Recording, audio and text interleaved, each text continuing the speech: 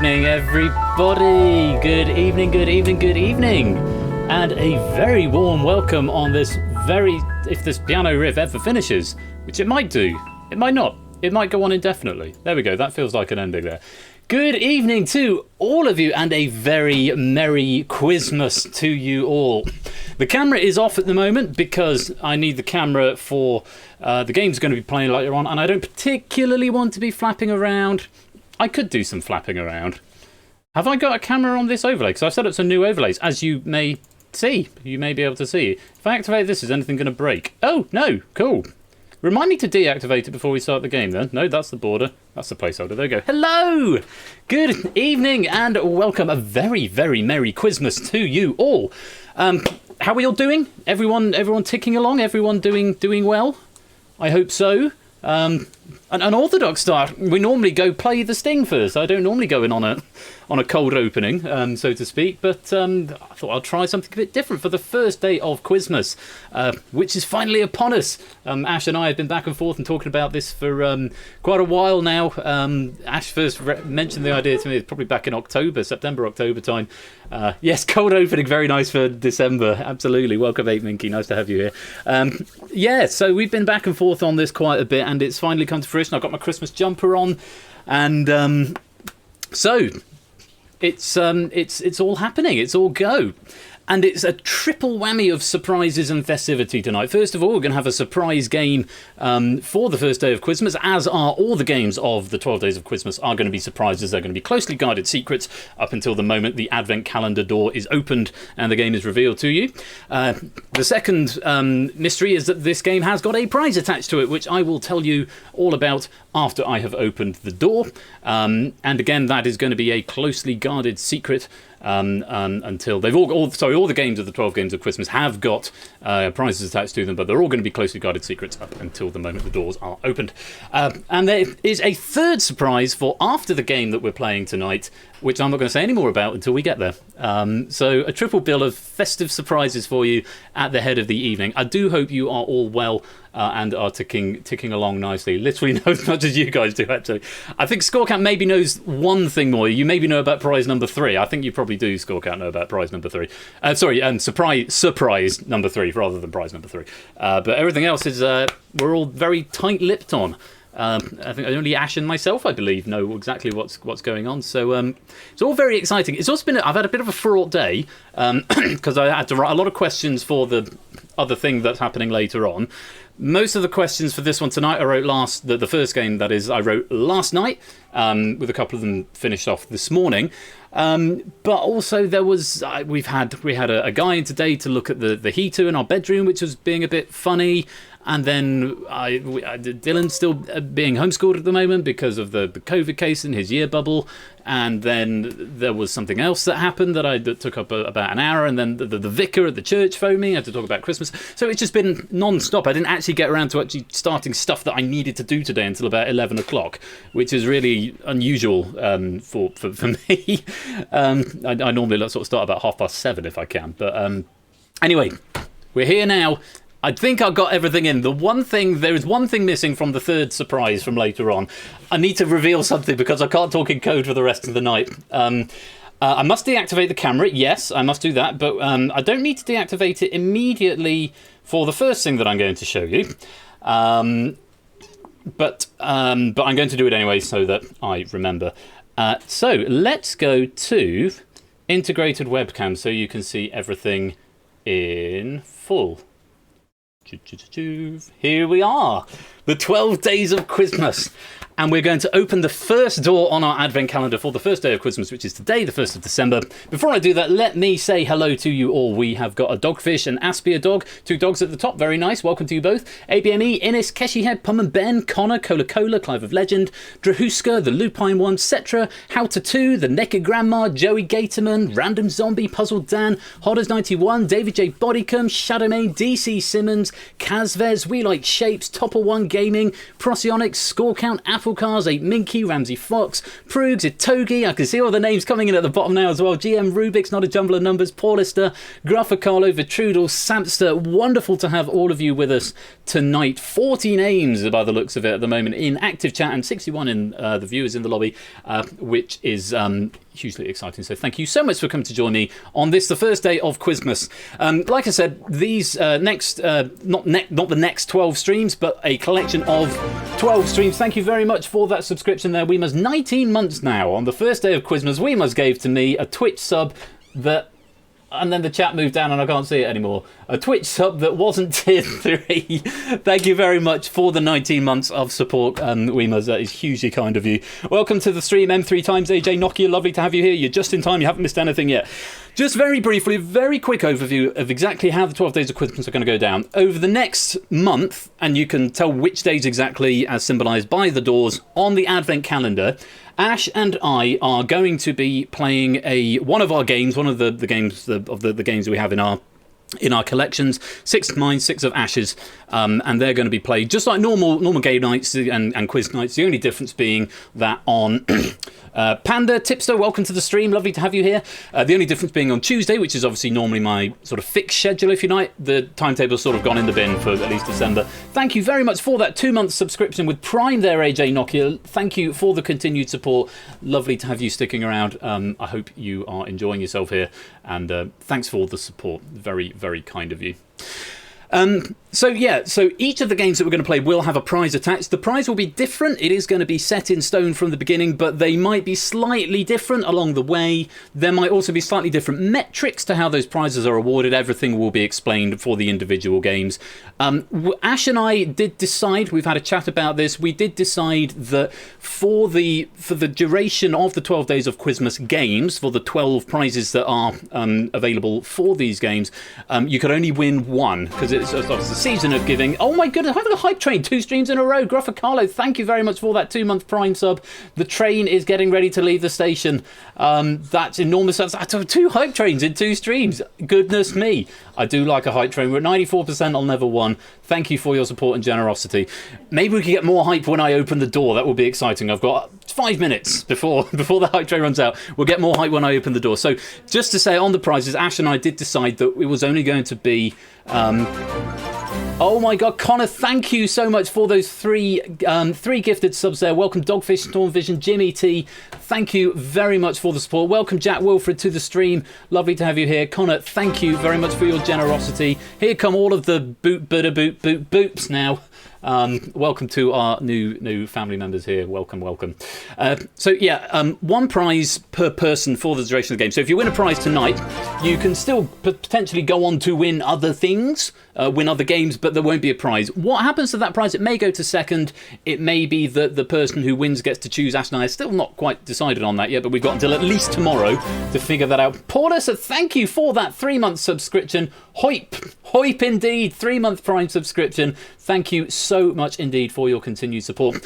We're at level 2. I think the hype is here. I've said what I wanted to about prizes. Everything is good to go. So we are going to reveal the game that we are going to be playing tonight behind the first day of Quizmas door of our Advent calendar.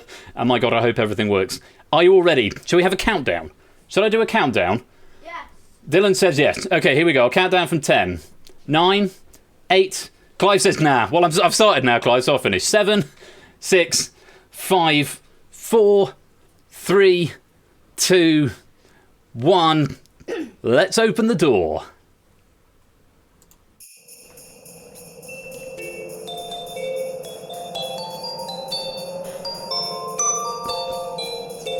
It is the Purge. We are going to be playing the Purge tonight. That is the game behind the first day of Quizmas door. Christmas. So, the first day of Quizmas, yes.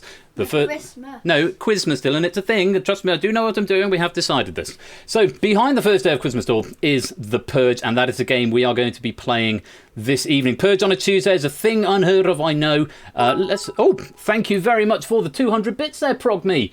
Very kind of you. I hope you're psyched about the Purge as well. Let's zoom the camera back out. There we go. So there's 1 door open. So the next door to open will be on Ash's stream tomorrow night, Wednesday. Don't all leave now, by the way.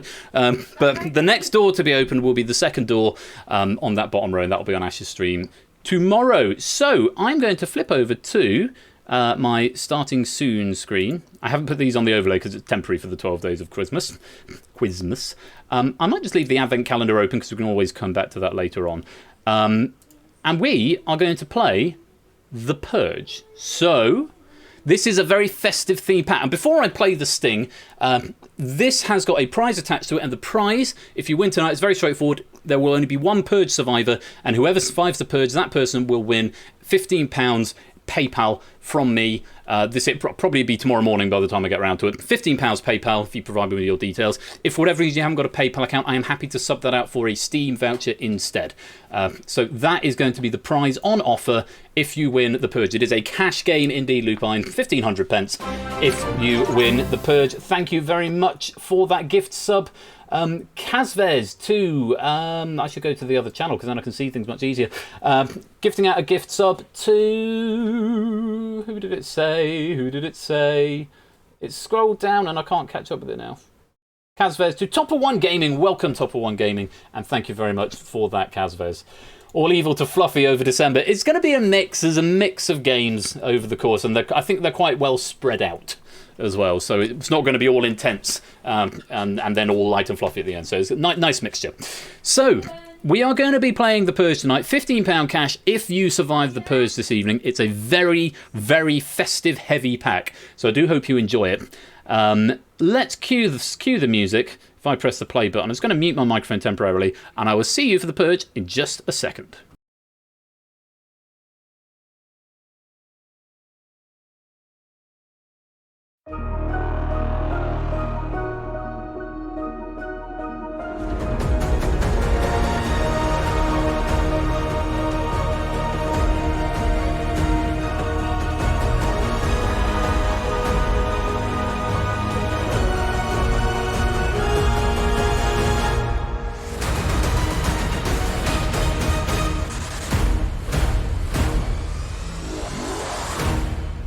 Welcome everybody to The Purge, game for the first day of Quizmas. The observant of you will have noticed I've increased capacity from 40 cc's of mayhem to 50 cc's of mayhem, which I'm quite relieved I did because we've got 62 viewers.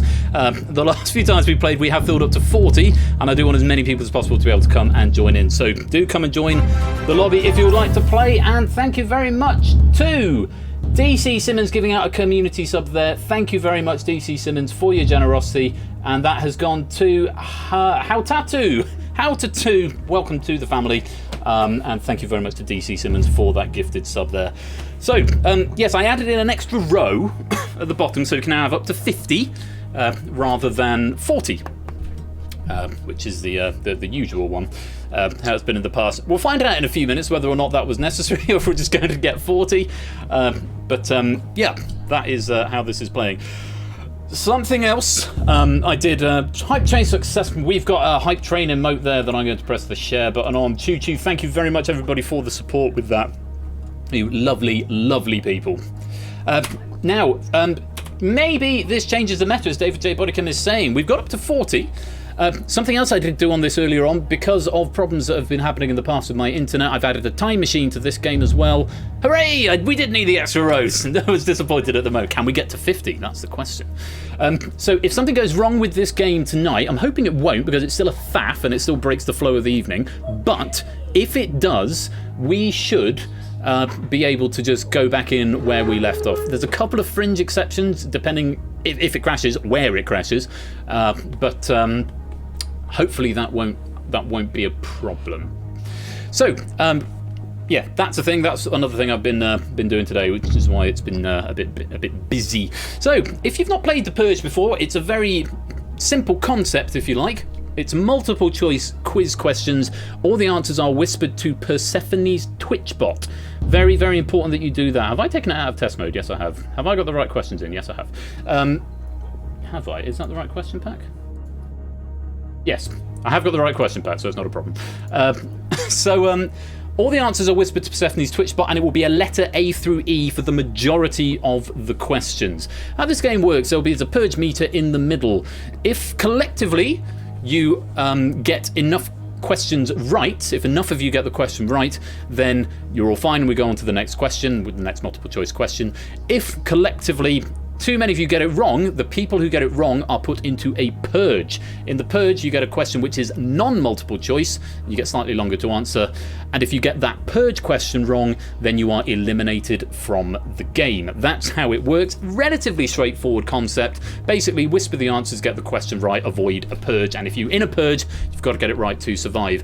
The main game will end when either we've had 20 questions of the main game, we are down to 5 or fewer players, or we have had 5 purges, whichever of those events happens first. At that point, the remaining players, or the 5 remaining players, or if we've got more than 5, the 5 highest scoring players will go through to the final. So your scores aren't displayed throughout, but they are important in the end game if there are too many of you there, so to speak. So long and short of it is, you want to avoid a purge, you want to get them right, and it's multiple choice. All answers are whispered to Persephone's Twitch bot, and it's just the letter. You don't need the full answer. A through, for the first question, it's A or B, and as it goes on, more options are delivered. So it ends up being A through E as we get to the tail end of the game.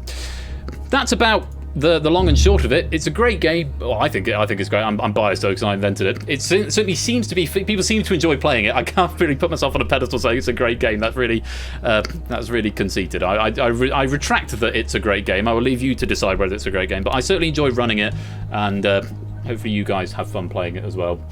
I'm neither an English native speaker nor a smartass with much Anglo-Saxon, so I still say, oh, go on, How Tattoo. Go on, have a seat. We've got 6 spare seats. It'd be a shame for it to go to waste, and we'll just see how you do, and it'll be great. You'll have a great time. It's multiple choice. I read the questions out. Oh yeah, the questions all come up in chat as well. So as soon as the question's in chat, or as soon as the bot in chat tells you you can answer, some of the questions, if they're a bit longer, the question may appear, there may then be a little bit of a delay, and then the bot will say, now answer. But just keep your eye on the chat, because chat is king, especially if you've got a little bit of latency going on. I'm going to give you another minute, let's say, to come and join this lobby. Whisper the code ZIRC. And remember, this is a £15 cash game. Cash PayPal to you if you can win and survive the purge this evening. We got about 40 seconds, How Tattoo. I'm pretty sure we're going to have space at the end. Go on, take a seat. You know you want to. Oh, someone's got to win. One of you will win. That is guaranteed. One of you will absolutely win. Don't leave it too late. Come on, come and join. There we go. Welcome to the game, How Tattoo. Lovely to have you here. Welcome, welcome, welcome. Okay, 56 active chatters, 60 people in the live chat at the moment. I'm going to give you another 20 seconds, and then I'm going to lock the lobby, and our first Quizmas game will begin. Here's Egg Fried Cheese as well. Welcome, Egg. Welcome to the game. There are 4 more spots. A couple of people not here. Here's Drew Dave Tom. There are 3 more spots now. Goodness me, people are arriving late. They're taking a risk by turning up late. But oh, someone's just dropped. Spokes has just dropped. That's all right, Spokes, come back. There's still space. Still space. Spokes, do come back, unless you want to be on the bottom row particularly. It's interesting we haven't played it with the bottom row yet. I have tested it. It should be fine. You're trying to come back in, okay. Well, as soon as Spokes comes back in, that will be my cutoff for locking the lobby. There we go. There's Spokes. Okay, so count you back from 5, and then I'm going to lock you in, and we're going to play the Purge. 5, 4, 3, 2. If you all die by a Purge, Applecast, that is the one exception that I hadn't considered, and if that happens, I'll figure something out. Nobody wins, which is unusual for the Purge. Very unusual for that to happen, but it could happen. If that happens, Ash and I will give it to a charity of our choosing. 2, 1. That's your time up. Or roll over, maybe not. Let's lock you in, and let's play the Purge. So we're going to start off unusually with the tiebreaker question. The tiebreaker question is always a number question. You've got 20 seconds to give your answer.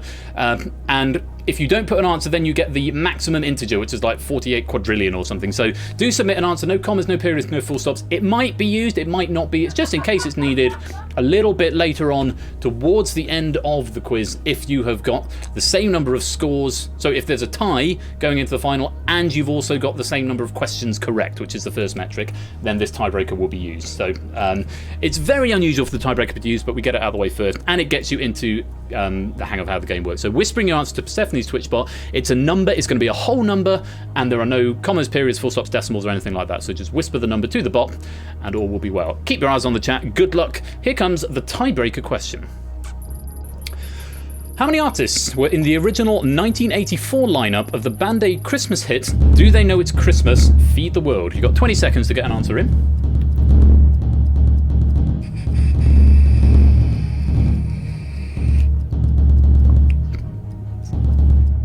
Just waiting on a couple more answers. And if you don't get an answer into the tiebreaker, you are given the maximum integer. The answer was 44. There were 44 altogether. I counted them earlier on. I found it on a website and then went to the Wikipedia page to fact check it.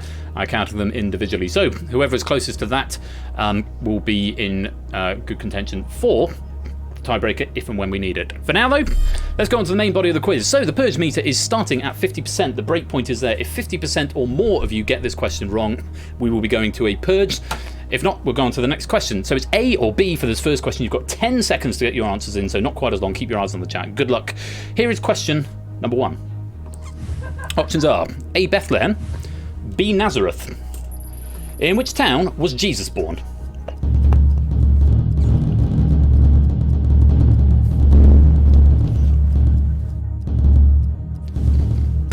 Nice festive start question for us there. Bethlehem or Nazareth? Let's have a look. The correct answer was A, Bethlehem. Yes, indeed. For unto you is born this day in the city of David. A tricky one to start with. Is that really? Is that tricksy? He lived in Nazareth most of his life, but he was born in Bethlehem. So, if 50% or more of you got that one wrong, we're going for an early Purge. If not, we'll go on to the next question. Start the meter.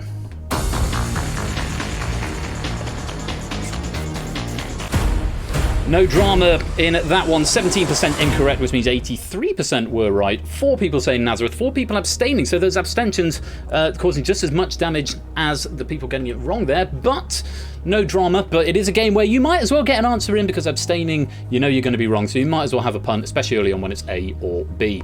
No drama there. Let's go on to question number 2.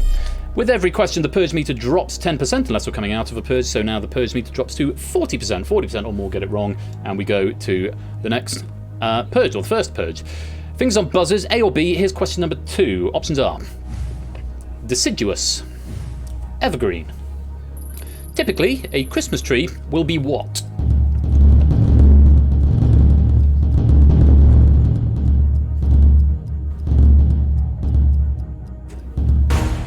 Most people getting an answer in. Correct answer was evergreen. Of course, evergreen Christmas tree. Everyone having a tree in their house in winter and is always covered in green rather than bare brown branches. So B, evergreen was the correct answer. Let's find out who got it right. Start the meter. Well, not everyone. 40% is what we're avoiding. And we have done that. 23% of you were incorrect. 9 players going for deciduous. 2 people abstaining, so just 4% abstaining there. But the majority, 77%, going for the correct answer, evergreen. Well done. So we avoid a Purge and we drop the breakpoint. So let's go on to question number 3. Breakpoint comes down to 30% now. 30% or more getting this one wrong will trigger a Purge. Good luck. Have a look at question 3. Options are bacon, sausage. In a traditional pig in blanket, what is the pig?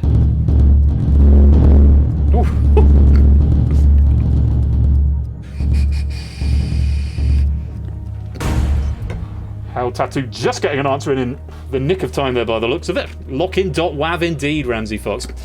I like that meme of the fat controller in Thomas the Tank Engine, it's when you pile up 10 or 11 pigs in blankets onto your Christmas dinner plate and your mum says to you, don't you think you've got enough there? And so the fat controller laughed. You are wrong, he said. That is about the level of me with pigs in blankets. I love a good pig in blanket, which is, of course, a sausage wrapped in bacon, the blanket being the bacon. Hoping most of us got this one right here. Let's have a look. 30% or more getting it wrong will trigger the first Purge. Let's have a look. Start the meter. Not a clean sweep, so... But we have stopped there. 11%, 10.64, just 1 abstention on that, and 4 people trying bacon as the option, but the majority there. 42 getting the correct answer, which was sausage. Well played. Let's go on. Oh my god. Go away, cat. Now is not the time to be leaping up onto the desk and startling me. Here's Penny Cat. Hello. Say hello to the stream. Hello. Are you growling? Yes, you are. You're unhappy at having been captured, aren't you? She's not as friendly as Whiskers, nor indeed as Ozzy, who might come along later on, but she does sometimes just jump up onto the computer and press buttons just to spite me. Anyway, well done. 89% getting sausage there. Let's go on to the next question. Question number 4. The breakpoint drops to 20%. It's getting quite a low threshold now, so if we break through that, then we will be going into Purge number 1. Good luck. Fingers on buzzers. Yes, Penny equals Persephone. That's right. DC Simmons' studio is named after her, and this chair that I'm sat on is the eponymous chair. Question number 4. Options are Harry, Marv. In the Christmas movie Home Alone, which of the Wet Bandits was played by Joe Pesci?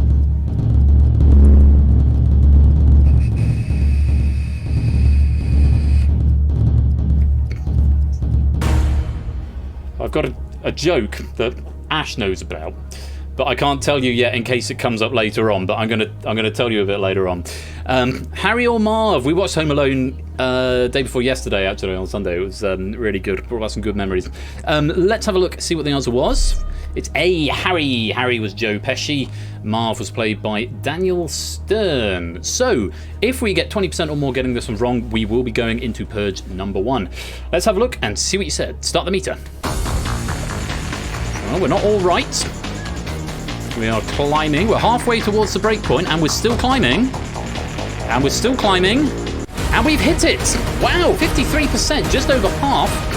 Getting this one wrong. In fact, the majority of people going for Marv there. 49%, only 47% going for Harry, and 2 players abstaining on that one, which means 25 of you are going into this first Purge, which means you must answer this question correctly. If you don't, you will be eliminated. And a reminder, the Purge questions are not multiple choice. It must be a full answer submitted to Persephone's Twitch bot, though again, you have got a little bit more time. Let's find out who is going to be in this first Purge. ABME, Clive Legend, Prugs, Connor, Dogfish, Lupine, Hodders, Ramsey, Cetra, Benz J, We Like Shapes, Topper One Gaming, Gruff Carlo, Random Zombie, Cola, Toad Boy, Drahuska, Stormvision, Aniset, Vitrudel, Score Count, Innis, Time Strike, David J Bodycom, and Egg Fried Cheese. You are all in this Purge, and you are fighting for your game life, your quiz life. Everyone else, take a sit back for a minute, just take a little break. You can't answer this question. These questions don't count towards your count of total questions answered correctly, so you don't need to worry about that, but if you get it right, you survive. Again, 20 seconds, keep your eye on the chat. Good luck. Here is the first Purge question. Which Christmas movie stars Bruce Willis as John McClane?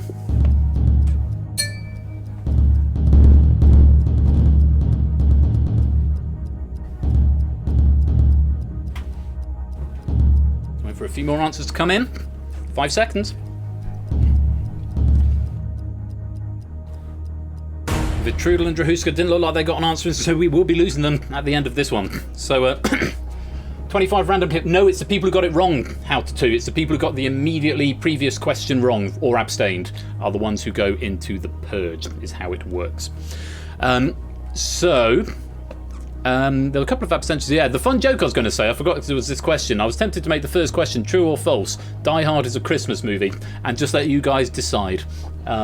I didn't think it was until about 2 years ago when I changed my mind, but I'm open to changing it back again. Let's find out what you said and what the answer was. The answer was Die Hard, as I've just suggested. Let's find out who got it right, who got it wrong. Die Hard was the answer. No answer from Vitrudel, no answer from Drahuska, and unfortunately, well, good night everybody from Connor. Connor, Vitrudel and Drahuska, it is an early exit for you. I'm afraid at the end of that first Purge you have failed to find the right answer, which means for you 3, you've been purged. Get it on in the pod. Is Die Hard a Christmas movie? I'm going to vote in this one myself because of my current feelings on it. Oh, I see. Who's done that? Yes or yes? Not cool. So, after a Purge, the Purge meter goes back up to 60%. Can we have a proper poll in a minute for actually what people do genuinely think? I much prefer an actual poll on this subject. 60%, so it goes back up 10% higher than it started at last time, but will again drop 10% with every question that's passed. Question number 5 is the last one, where there are 2 options. After this, your options go up to 3. There are 44 of you still in live play. Answers are still A or B. Fingers on buzzers, everybody. We're still going on with the poll.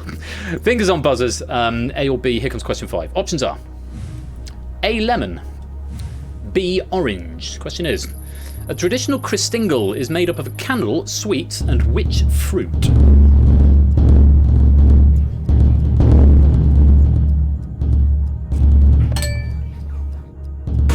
Most people getting an answer. Not everyone, but most. Yeah, TF is a Christingle. It might be a British thing, possibly. Let's have a look. The correct answer was B, an orange. You stick a candle in the top, put sweets on cocktail sticks and wrap a ribbon around it. It's supposed to be Jesus or something. I don't know. That's the correct answer. B, orange. How many people got that one right? Start the meter.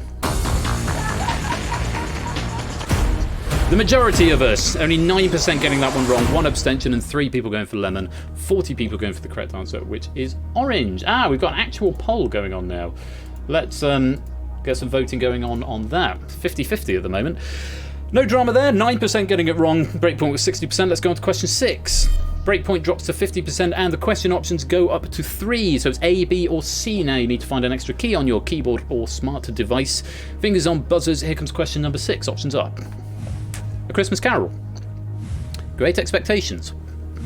Oliver Twist. Question is, the character Pip appears in which Dickens novel?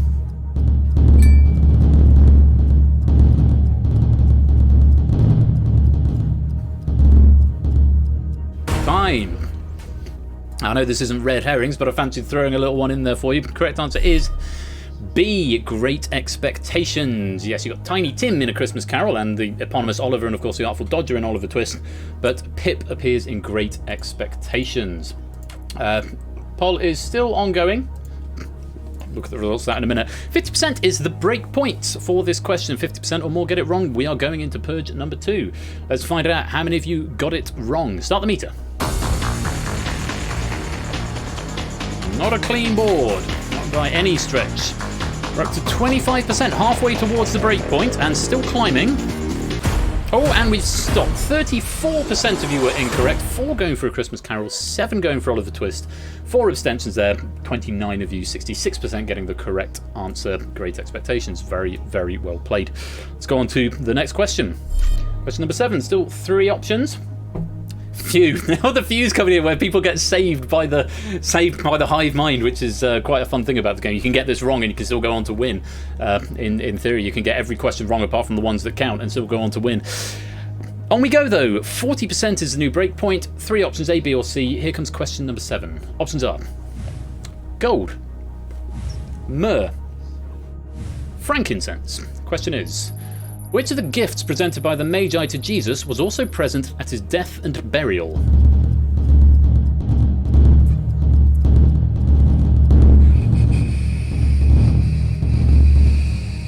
Time.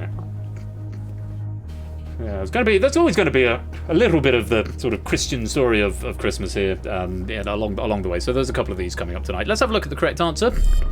It was myrrh. Yes, myrrh is something that's associated with anointing the sick. There's no gold in Jesus' tomb. He was crucified alongside criminals. And frankincense is just something to make your house smell nice. We Kings, yes, the myrrh verse of We Three Kings is tremendously depressing. You're quite right, Spokes. So 40% is the break point here. 40% or more if you get this one wrong, then we are heading into Purge number 2. Let's find out what yours said. Start the meter.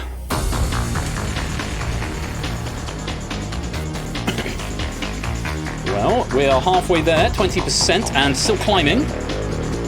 The meter is starting to slow, which means it's getting close. We're up to 30%. We are still climbing. 40% that break point, and we have hit it.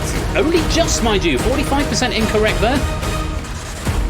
Which means if 2 of those people who had abstained has simply plumped for B and got lucky, then you may well have avoided this purge, but unfortunately you haven't. 24 people will not be in the purge. No one going for gold, I'm relieved to see, but 16 people locked in for frankincense and 4 abstentions means we will have 20 people in this purge. Well done if you've survived getting towards the purge. Let's find out who's going to be in it. Clive, Keshi, Dogfish, Lupine, Benz J, We Like Shakes, Puzzle Dan, Progme, Prosionix, Pum and Ben, Samster, Gruff Carlo, Cola, Stormvision, 8 Minky, Scorecount, Time Strike, David Bodicum, Lingomaniac, and Egg Fried Cheese. A few repeat names, a few first-time purgers as well. Again, no multiple choice here. It's just a straight answer. Whispering it to Persephone's Twitch bot. You've got 20 seconds to get your answer in from the minute the bot says you can answer it from within the chat. Everyone else, take a sit back for a minute. Here comes the second Purge question. You get this one wrong, you're out the game. Here it is. Which popular TV Christmas special ended with Tim and Dawn finally getting together?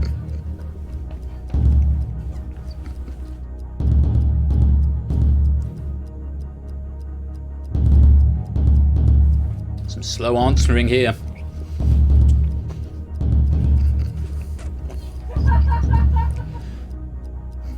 All but 3 getting an answer. Maybe there was another one at the end, but were they all right? I have to say, I have not seen this Christmas special, but I am aware of the ending. It's quite a famous Christmas ending. Oh, what's happened? Hold fire 1 second. There's been an emergency next door. You're going to have to wait just a sec. I'll be back in a sec.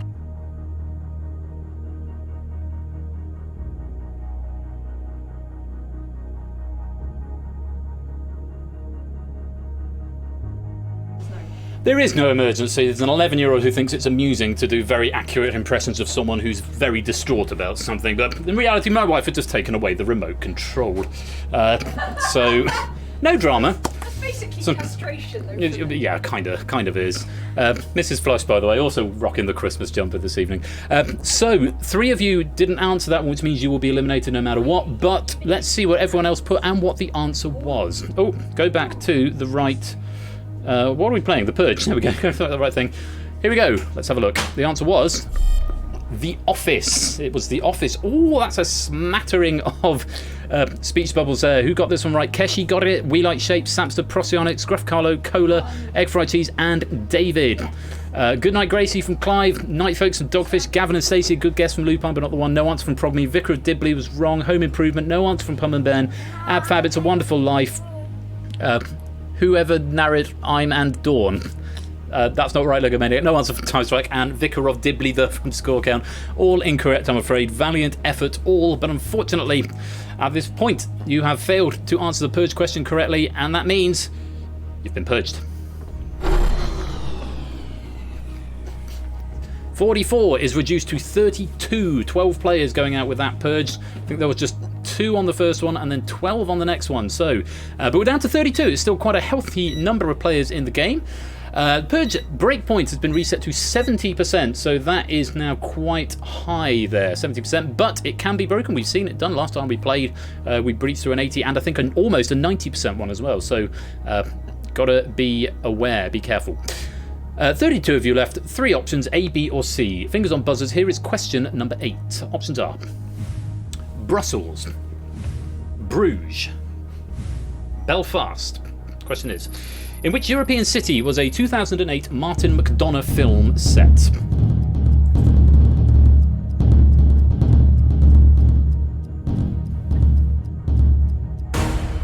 Time.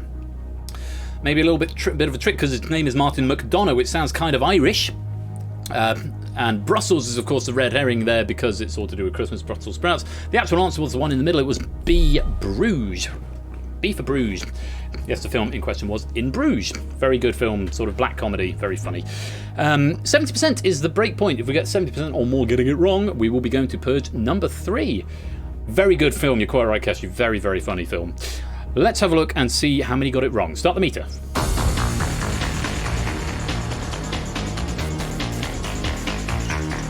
Oh, we're climbing. We're halfway there, 35% and still climbing. And we've stopped, 47% there, 46.88 to be exact. Getting that one wrong. 17 people going for Bruges, 9 people falling into the Belfast trap there, 4 people falling for the Christmas trap with Brussels, and 2 abstentions. But well done, the majority, 53% getting that right. You've avoided a Purge. Let's go on to the next question. Yeah, unlikely to hit 70%, but we've seen it happen, David. It has definitely happened. On we go then to the next question. The breakpoint drops to 60%. Question number 9, still 3 options. Here they are. Mistletoe, holly, ivy. Question is, which traditional festive plant also features in the name of a Batman villain?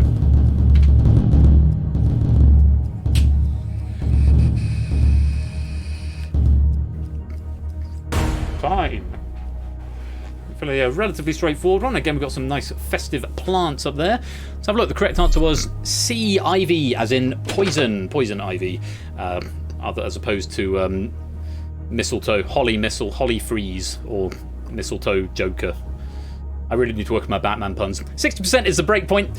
Let's see how many of you got that one wrong. Start the meter. Yes, the majority there. 1 abstention. 2 going for holly, 1 going for mistletoe. The majority, 88%. 28 of you going for sea ivy. Very good. On we go. Question 10. Breakpoint drops to 50%. Still 3 options. Last point, incidentally, where there are 3 options after this, it goes up to 4, A, B, C, or D. 50%, the breakpoint. That's what you need to avoid getting it wrong. Holly Willoughby for Harley Quinn. It could have been, yeah, Holly Quinn. That could have worked. That would have been a much better pun that I should have had ready. Never mind. On we go. Question number 10. Options are Sylvester Stallone, Steven Seagal, Arnold Schwarzenegger. Who starred in the 1996 Christmas family movie Jingle All the Way?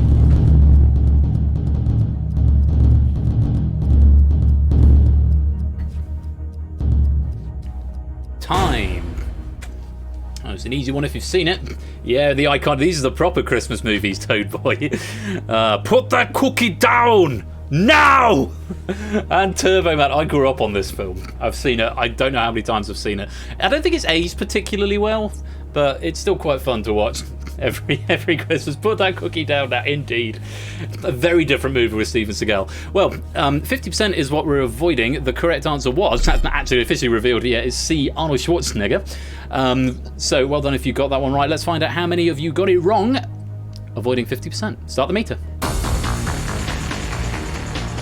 We're climbing.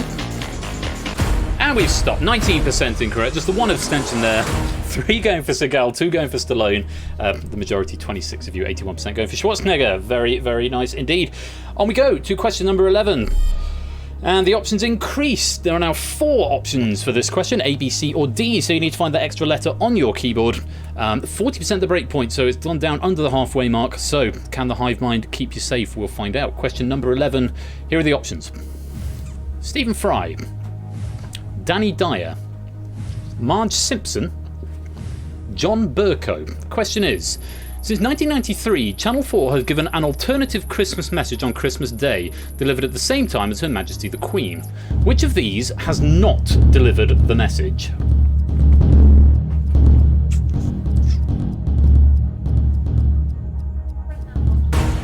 And that's time. Yeah, that's a longer question, so that's one maybe there was a little bit of time before the question came up, before the actual thing to open answer. So maybe as a guess, let's find out. The correct answer was Stephen Fry. Marge Simpson did it back in the mid-noughties. John Burko did it last year. Danny Dyer did it a couple of years before that. But you would think Stephen Fry would be the sort of person to do something like that, but no, never has. So 40% is the break point. There are still 32 of you in live play. Trying to avoid 40%, let's find out how many of you got that one wrong. Start the meter. So, question number 11, this will be, if we get there, this will be the 3rd purge. We are still climbing, we're over the halfway mark. 32 in live play, we're up to 30%, still climbing, the meter's slowing down now. I think we may be going, we are indeed, 69%, we're incorrect there. 68.75 according to my statistics here, 3 abstentions. 10 people going for the correct answer, Stephen Fry. So of all the answers, that was the most popular. 6 people going for John Burko, 9 going for Danny Dyer, 4 going for Marge Simpson, 3 abstentions there. But quite a way over that purge breakpoint, which means we are going for a very, very big purge here. 9 and 4 is 13, and 6 is 19, and 3 is 22. 22 out of 32, so just, in fact, more than well over half, 2/3 nearly, of the remaining players going into purge number 3. Let's find out who it's going to be. It's going to be easier at this point to go through the names of people who aren't in it. ABME, Shadowmane, Prugs, Cetra, Joey Gatorman, We Like Shapes, Tipster, Samster, Gruffacarlo, and Innis. You are all safe, can chill out just for a couple of minutes. Everybody else, so you are in this purge. Remember, 20 seconds to answer this one, but it's no multiple choice. Full answer into Persephone's Twitch bot. Get it wrong, and you're out the game. Good luck. Here is the 3rd purge question. Composed in 1818, which appropriately named Christmas Carol was written by German-born Franz Gruber to be played with guitar accompaniment due to his local church organ being damaged by a river flood just before Christmas? It's a long question, this one. Answers are coming in. You've got 10 seconds. A few more answers coming in. You're running out of time. There's a lot of abstentions on that question. A lot of abstentions there, indeed. It was a long question. It was a very, very long question, but you are out of time now, so there will definitely be some eliminations here. Let's find out what the correct answer was and how many of you got it right. It was Silent Night, Stille Nacht, Heilige Nacht. Yes, it was damaged by music composed in 1818. German Stille Nacht, Heilige Nacht. So if you know it's Stille Nacht, if you know it's a German composer, and there was an extra clue in there, appropriately named, but still weeding out quite a few people here. Procyon, AJ, How2, Egg Fried Cheese, Drew Dave Tom, Spokes, GM Rubik's, Weemuz, and Hodders, all managing to survive that purge. Very well played to you. Unfortunately, though, Keshi ain't got a Scooby. Paulus, a nope. It's Sotley, no answer. No thanks from Ramsey. I'd no good night from Mitogi. Away in a mange from Topper One. Random Zombie, no answer. King Wenceslas by Cola. No answer from Naked Grandmother. First Noel from Toad Boy. No answer from Anisep, no idea from DC Simmons, and no answer from David J. Bodicum for you guys, I'm afraid. Valiant effort to get to this point, but you've failed to answer your purge question correctly, and I'm afraid that means you have been purged.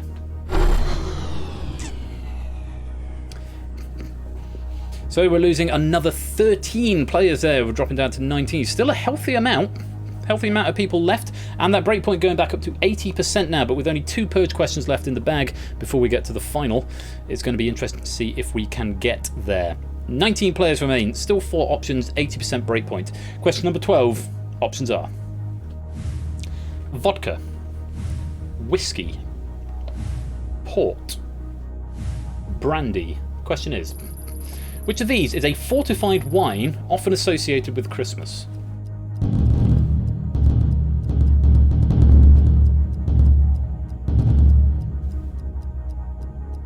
Time. Let's have a look. Correct answer is C, port. I've been drinking it a little bit recently, trying to conserve the wine. Whiskey is distilled. Brandy is a Christmas drink, but it is it's distilled wine rather than fortified wine. So brandy was not a correct answer there, and vodka is vodka. C, port was the answer we were after. Let's find out how many of you got that one wrong. Start the meter. 8%, a very, very high benchmark.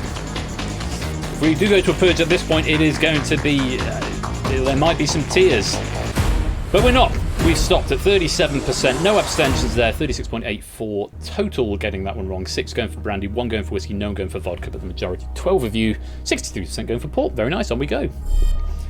Question number 13. The game continues. The breakpoint drops to 70%. 4 options for question 13. Here they are. Galway Bay, New York City, Broadway, Brooklyn. Question is, which of these is not mentioned by name in Fairy Tale of New York by the Pogues?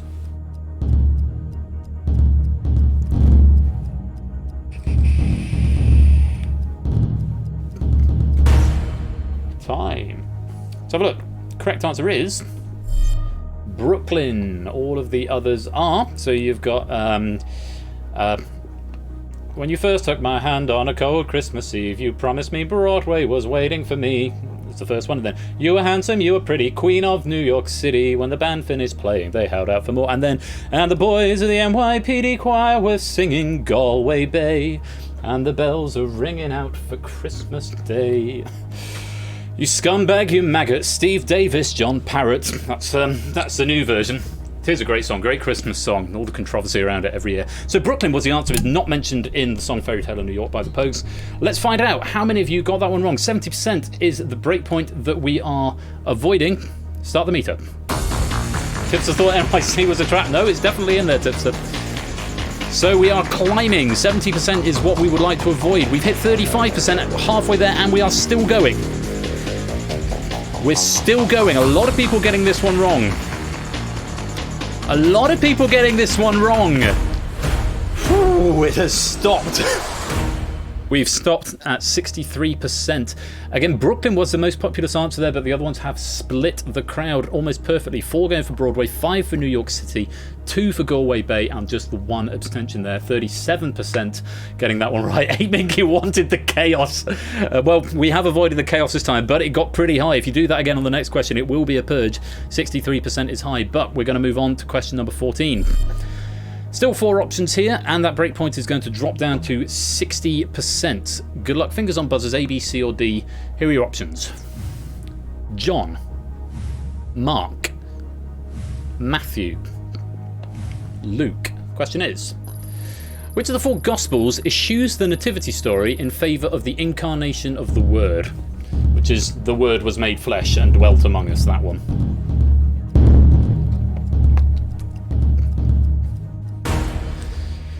Okay, another religious-y one here. So maybe I'm slightly biased because I'm sort of work for the church a little bit. So let's have a look, see what the answer was. It's John. Yes, St. John reveals the mystery of the great mystery of the incarnation. The nativity story features in Matthew and Luke, doesn't appear at all in Mark, and John, the so-called synoptic gospel, or no, the one that's not a synoptic gospel. I always get that mixed up. John's the weird one, anyway.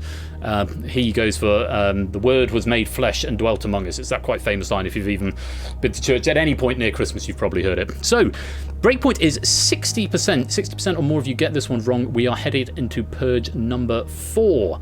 That would be, it's quite a high benchmark if we break it. Let's find out how many of you got that one wrong. Start the meter. Yes, John is the different one, as Hoddis is saying. Eyes on the meter. 60% is what we're trying to avoid.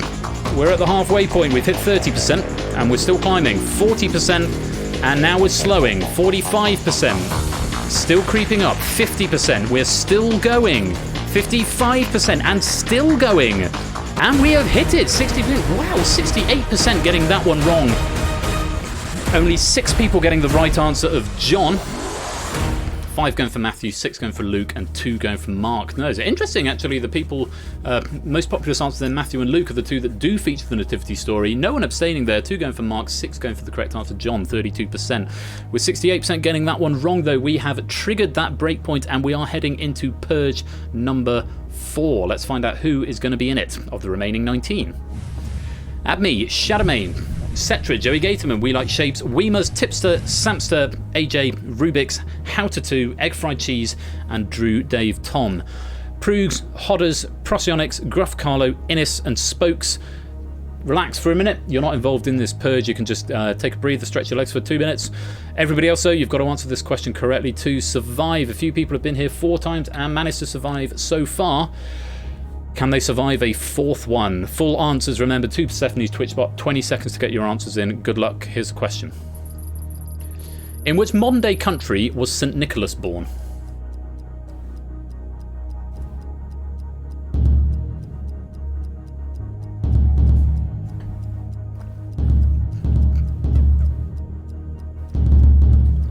Seconds. Rubik's. Drew Dave Tom, there's Rubik's. Drew Dave Tom, I think you were just out of time there, which means we will be losing you from the game at this point. Let's have a look at the correct answer and what you said, who we're keeping and who's going home. It was Turkey. Yes, he was born in Turkey. Netherlands was wrong. Denmark, Switzerland, Russia, another Russia, Egypt, Norway, no answer given, and Germany, all incorrect answers. Well done to Weemers, Samster, AJ, and Egg Fried Cheese, who all survived that purge question. Unfortunately, though, ABME, Shadowmane, Cetra, Joey Gatorman, We Like Shapes, Tipster, Rubik's, Drew Dave Tom, and Howtatu. Some of you here on your first time playing the purge as well, so very well done on making it this far. But unfortunately, you have failed to answer the purge question correctly. That means you've been purged.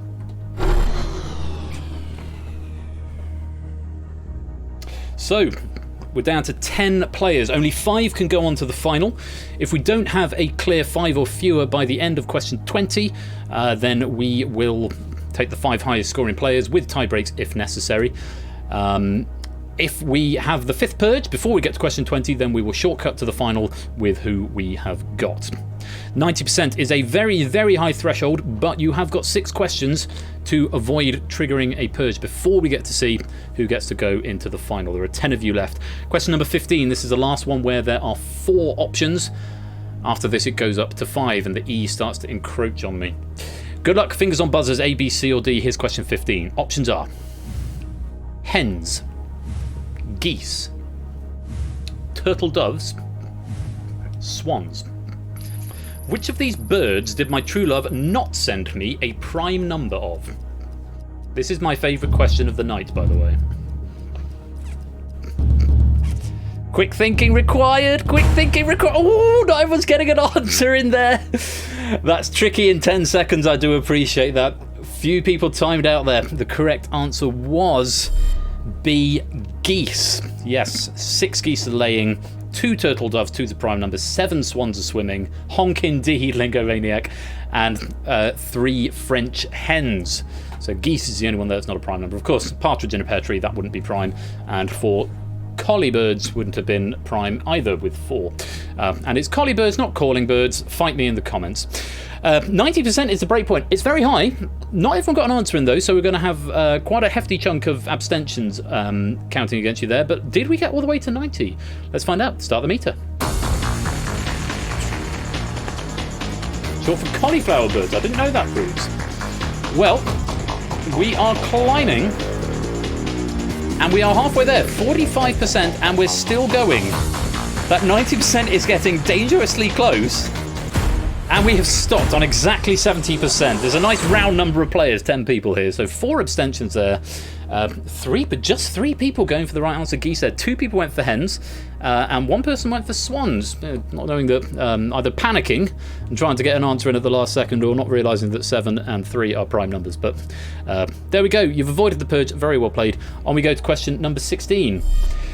We are going to drop that break point. It's going down to 80%, but there are now 5 options per question, A, B, C, D, or E. We're really getting into the business end of this game now. 10 of you are in at the moment. Only 5 of you can go on. Good luck. Here comes question 16.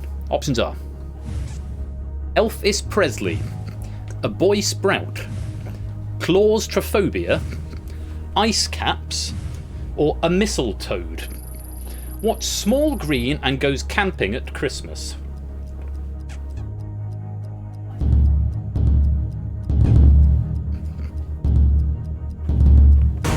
Bit of a curveball in there for you. It's not a difficult question, but it might catch you off guard. It's a cracker joke is what's going on here. This is my favourite cracker joke, incidentally. I've got another favourite cracker joke, which I won't say because it's incredibly inappropriate.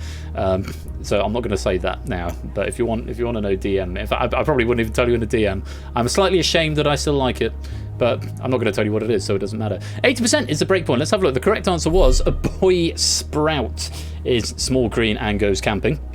80% the breakpoint. If 80% or more of you got this one wrong, then we are going to the final, not the final purge, but we're going to purge number 5, which is the last purge before the final purge.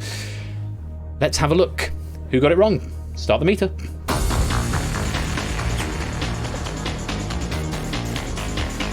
20% and climbing. 30% and stopped. 1 person going for Elvis Presley, maybe confusing it with Elvis Parsley, which I know is another joke. 2 abstentions on that one, maybe not having quite enough thinking time, but 7 people going for a boy sprout means you have avoided the purge. Very good. 70% correct, yes.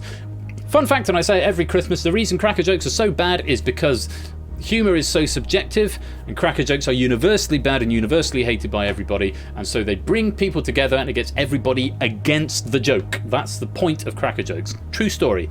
It gets people around the family Christmas table who maybe have different views on politics and the world and finance and different senses of humour, but you can all get around a really terrible pun. A really terrible pun. They're not hated. I enjoy them for the... I love to hate them. So, yes, QI facts ahoy right here from Top of One Gaming. But that's my fun Christmas cracker fact, so to speak. Anyway, nicely done, 70% correct. Let's go on to the next question. 4 more before we go to a default final purge. Can you all survive up until that point? If so, then we will div you out based on scores. 70% is the break point of this next question. Have a look. Here are the options. Jingle bells. Kris Kringle. Noel. Groovy. Festivities. Question is, which of these was not the title of a QI Christmas special? Speaking of QI knowledge, here's a QI question for you.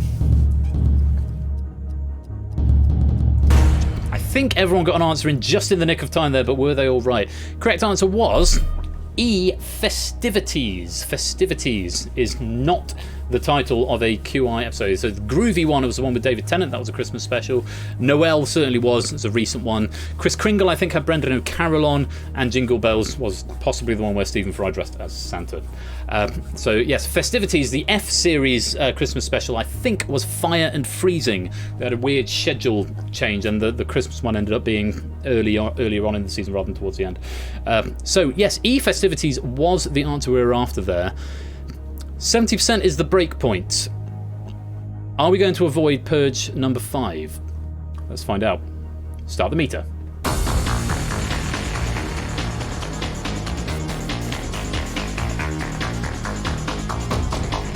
Well, we're at 35%, halfway there and still climbing. 50% and still climbing. 60% and still climbing, and with 10 people in, we know what that means. We are going into Purge number 5. 80% incorrect. Splitting the pack right across the board. 2 going for festivities. The correct answer there, just 2 people getting it right. 3 going for groovy, and then 2 each on Noel and Chris Kringle. 1 going for Jingle Bells. 2 people are surviving, and we know not necessarily guaranteed through to the final, but a fairly good chance at this point. But 8 of you are going to have to fight for survival in the 5th Purge. Let's find out who you are. Prugs is safe. Hodders is in the Purge. Weemers is in the Purge. Prostyonics is in the Purge. Samster is in the Purge. Gruffacarlo is safe. AJ, Innis, Spokes, and Egg Fried Cheese, you are in the Purge. Prugs and Gruffacarlo, sit back for a minute.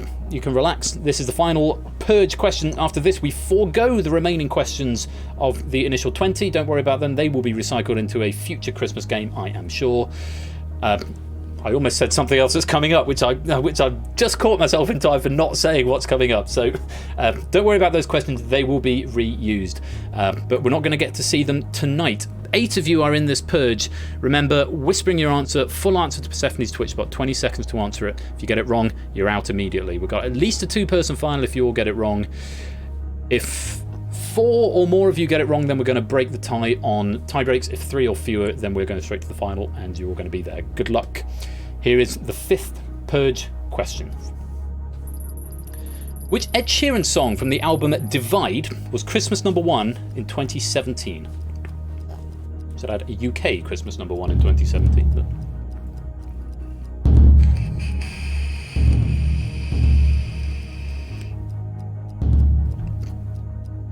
there's an answer from everyone. Huh? Divide is really that old, darling. Yeah, I know. It's crazy. Just to put this into some context, our wedding song was an Ed Sheeran song from the album Before Divide. Though when we got married, Divide was out when we got married. Only just though. Right. You all got an answer, and did you get the right answer? Let's have a look at what the correct answer was and how many of you said it. It was perfect. Shape of You is not the right answer, Spokes. Bad luck. That was number 1. I think that was number 1, but much earlier in the year. That was the first single. And Perfect was number 1. No, it wasn't. Somebody's still singing with your wedding With Perfect Duet and Condone? No, it wouldn't, Hodders. Because I checked this out, actually. Because Perfect Duet and Perfect Symphony were different songs, but it was specifically the original. They were released as separate singles, but Perfect itself was the answer. So Perfect Duet would not have been accepted. However, all of you getting... Thinking Out Loud, incidentally. And yes, our wedding song was Thinking Out Loud. And we choreographed a dance and everything, and it was beautiful. Everybody getting this one right. So we are going to break 4 of your hearts here. 4 of you are going to be eliminated on point. But Spokes, for you have failed to answer that Purge question correctly, which means at this late stage of the game, I'm afraid you've been purged. So 9 of you remain. And it's going to come down to points. So 4 of you are going to be disappointed. I'm going to press the button. It will show your points. If you go green, it means you're in the final. If you go red, it means, unfortunately, this time you haven't made it. And a reminder, £15 cash on the table for anybody who wins and survives the Purge tonight, which means we are going to have a winner. Guaranteed winner at this point. So, your final scores to break the tie are... there we go. 15, 13, 12, 11, and 11. Weemers with the most heartbreaky of the heartbreaks is going out on the tiebreaker difference. Let me just have a look at what that tiebreaker was. It should populate that information here for me. Here we go, final positions. So Purge's in the lead with 15, Samster with 13, Gruff Carlo with 12, Innis with 11, Hodders with 11, Quizmas with 11, but 32 away from the two in that question. Way back on Band-Aid, 32 away. Hodders was 16 away. Innis just the 1 away. Procyon, AJ on 10, and Egg Fried Cheese on 7. Unfortunately, Procyon, AJ, Egg Fried Cheese, and Quizmas, it's not going to be your night this evening, but thank you very much for playing. It does mean, though, you have been purged. So, 5 of you remain. Prugs, Samster, Gruff Carlo, Innis, and Hodders. You are all in the final purge. Work slightly differently here. There are 4 questions, and for each of them we'll go in a particular order. Prugs is leading at the moment, so Prugs is going to have the decision of who goes first or last. And then you'll get 1 question at a time. You'll get half a question, and based on that half a question you need to make a decision whether you want to play it or pass it. If you play it and get it wrong, you're eliminated. If you pass it and they get it right, you're eliminated. If you play it and get it right, you choose someone else to eliminate. If you pass it and they get it wrong, they are eliminated. Very, very sort of simple concept, though it's surprisingly difficult to explain it with words. Play or pass. If you're going to choose to pass, you have to whisper all these to the bot, either play or pass. I manually set it, but if you're going to pass, you must tell me which player you are passing it to. Because I still have to do it manually. If you forget, it's not the end of the world because you can tell me in chat, but it just speeds things up a bit. So if you're going to pass, to say Prugs pass it. Let's say Prugs plays first, and then he chooses to pass it to Samster. He would just write pass Samster to the bot. Okay. First question though, Prugs. Decision is with you because you're currently leading. You get to decide whether you're going to play first or last. So whisper F or L to the bot now. Prugs has chosen to go last, okay? So Prugs has deferred, so we're going to go in reverse order, starting with Hodders over on the right-hand side, and play will move from right to left. So we're going to ask in ascending order, starting with Hodders, who is on the lowest score in the final. So Hodders, you've got the first question. You get half a question. You've then got 20 seconds to make up your mind as to whether you want to play or pass. Just whisper play or pass to X, whoever you want to pass it to, into the chat when the question comes up. Good luck. Hodders, you're up first. All that's going to be displayed on the screen now as well. Decide whether you want to answer this question or nominate somebody else. Remember, you only get half a question to base your decision on. If you wish to nominate somebody else, you must indicate who in your response. Hodders, you're half a question. What are the next 2 words of this Christmas carol? Obviously, there is another half of the question. Whisper to the bot, though, Hodders. Whisper to the bot. There we go. Hodders is choosing to play this one. He's presumably ranking his Christmas Carol knowledge. So Hodders, oh blimey, that's a lot of people. Where are you? Hodders 91. This question is for you.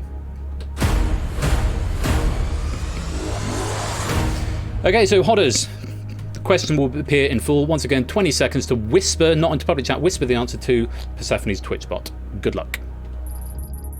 What are the next 2 words of this Christmas carol? Above thy deep and...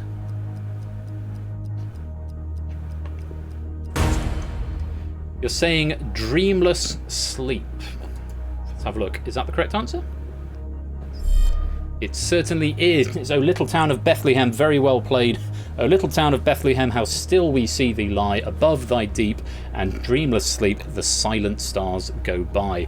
Very well done, Hodders. You now have the singular privilege of eliminating a player. Once again, you just got to whisper to the bot who you're going to eliminate. Prug, Samster, Gruff, Carlo, Innis. One of you is going to be in some short shrift here, but Hodders, the decision is with you. 20 seconds to make up your mind.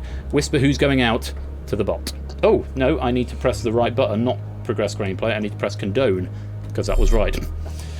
Hodders, who's going home?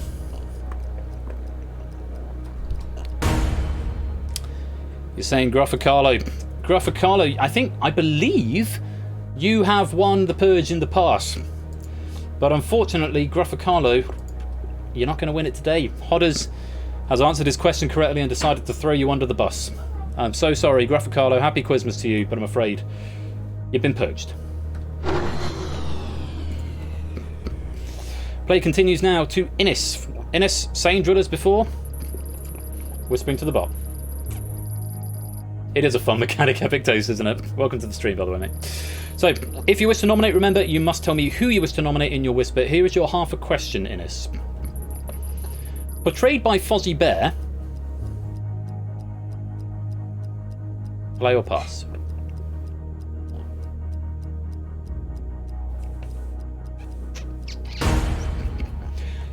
Innes is going to pass this question over to Samster. So, Samster, you have got an opportunity to knock Innes out if you get this one right.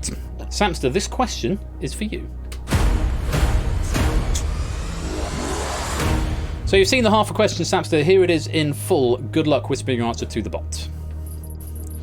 Portrayed by Fozzie Bear in The Muppets Christmas Carol, which Dickens character was written to be the antithesis of Scrooge? Not wasting any time. I think Samster may have known that before the rest of the question came up, just based on that. The correct answer is indeed Mr. Fezziwig. Very, very well played there, Samster.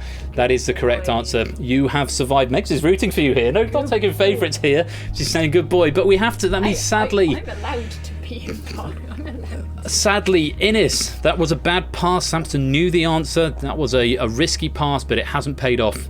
And I'm afraid it does mean, Innes, you have been eliminated from the game.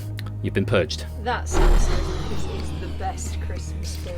Meg's saying it's the best Christmas film. I'm not sure I agree, but there's a time and a place for this conversation. We'll have it another time. In the divorce courts. In the divorce courts.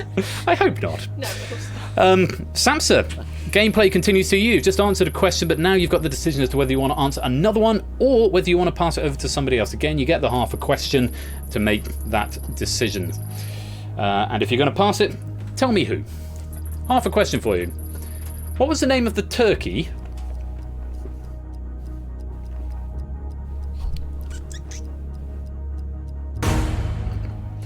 Samster's choosing to play this question? Okay, so I'm just going to deselect and reselect you here, Samster, just in case something goes wrong. Samster, this question is for you.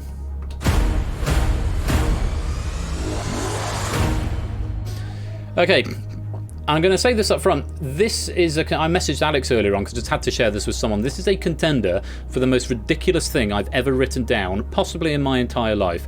Good luck, Samster. Here's the question in full. What was the name of the turkey who was pardoned this year by President Trump at the annual White House Thanksgiving turkey pardoning ceremony?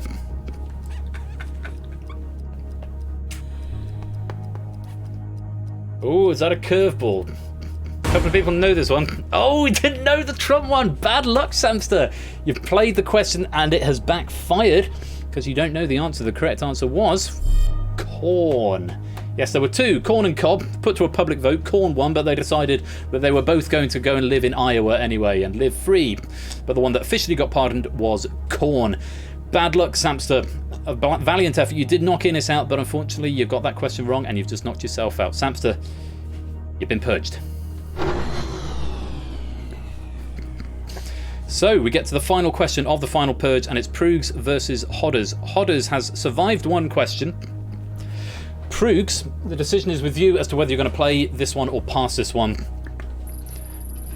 If you're going to pass this one, you don't necessarily need to tell me you're going to pass it to Hodders because I can figure that one out for myself. But if you're going to play it, just tell me in the bot anyway. Play or pass. Here's your half a question, Prugs.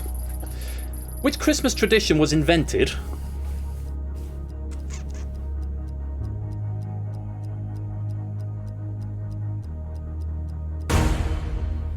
He is going to pass this one. So Prugs is taking the fate out of his hands and sending another question back over towards Hodders. So Hodders, this question is for you. Final question of the purge falls to you, Hodders. One of these guys is going to walk away £15 better off. One of them will be purged. Good luck, Hodders. That question in full. Which Christmas tradition was invented and used for the first time in 1843?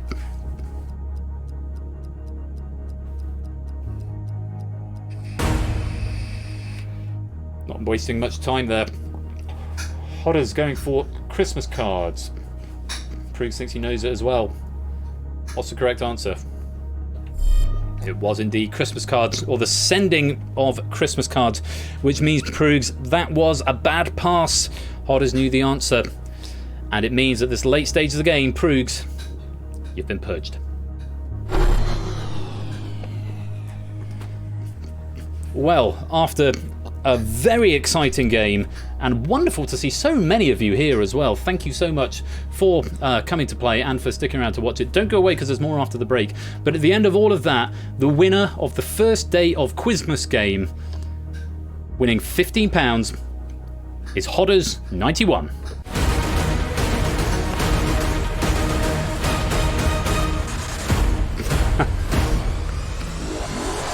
Hodders saying, finally at the third attempt. I know you've been in this final a couple of times, haven't you, Hodders? But it has finally come to good. You are the winner. You have survived the purge. And I need to say that before I press the button, because that's the dramatic line.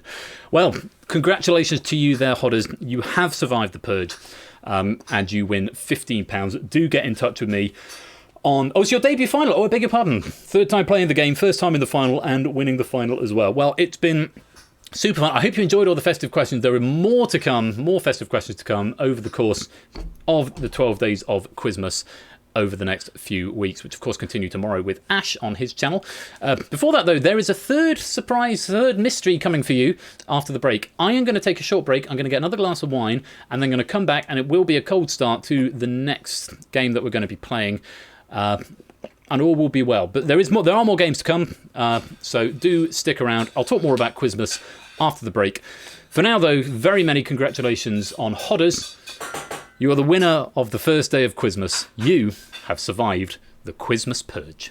I'll be back in a few minutes.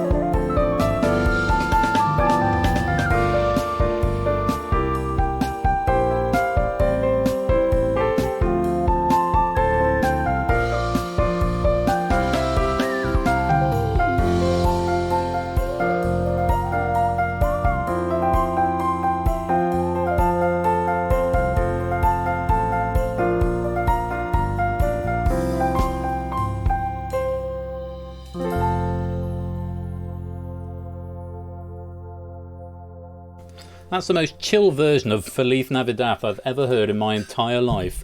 That was lovely. Is Twitch doing a Twitch?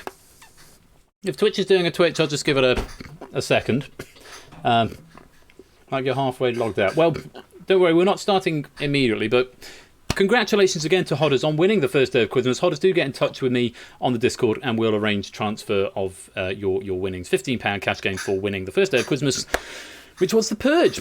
So, there is more Quizmas action to follow. First of all, if you want to come and join the aforementioned Discord, do come and do so just there. Tomorrow evening, the 12 days of Quizmas continues over on Ash's stream, twitch.tv/80_bash. He will be opening door number 2, and you'll have to go over there to find out what is behind it. More fun and games, more prizes as well. So do go over there and join Ash for that. Sure to be a really good evening. No, my stream is not planning on dying, Egg. Everything is completely knackered and worried might not be able to restart. If that happens, then that happens. And c'est la vie. If it's out of my hands, it's out of my hands. But stream hasn't died yet, and it's past the general danger time, so to speak. So, right. I put this overlay up because I wanted a little bit of a delay. Of course, I'm back on Saturday with the 4th day of Christmas, which is actually the 5th number on the door because obviously we haven't got a stream on Thursday. But you have got Quizzy Dan's Christmas party, his Quizzy Dan's Christmas Bingo Christmas party. God, I'll try saying that 3 times when you're drunk. I'm not drunk, by the way. But yeah, Quizzy Dan's Christmas Bingo. That is going to be on Thursday evening at, I think, 8 PM. So do go along for that. Ash is here with day 2 and 3 of the 12 days of Quizmas tomorrow and Friday. I'm back for the 4th day on Saturday. All will be revealed. More prizes, more fun, more games. So, normally on the first Tuesday of the month, we'd do Who Wants to Be a Millionaire. I decided Who Wants to Be a Millionaire is a sort of game that would benefit from having a full stream for it. So I'm doing something a little bit different tonight. And I hope that you're going to enjoy this something a little bit different. I'm going to flick back to there for a minute. And then I'm going to flick over to the right thing. And let's see what you'll think.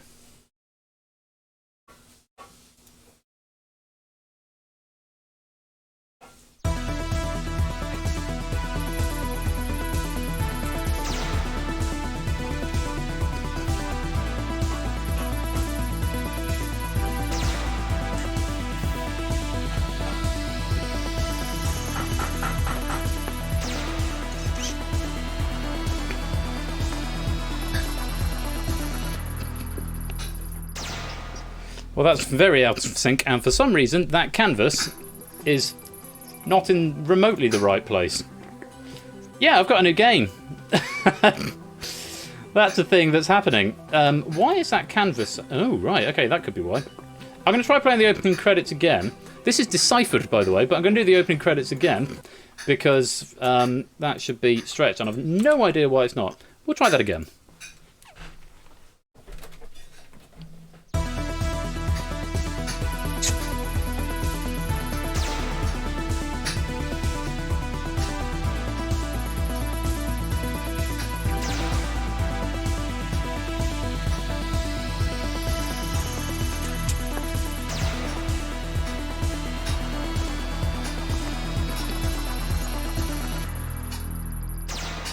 They're very out of sync when I'm streaming.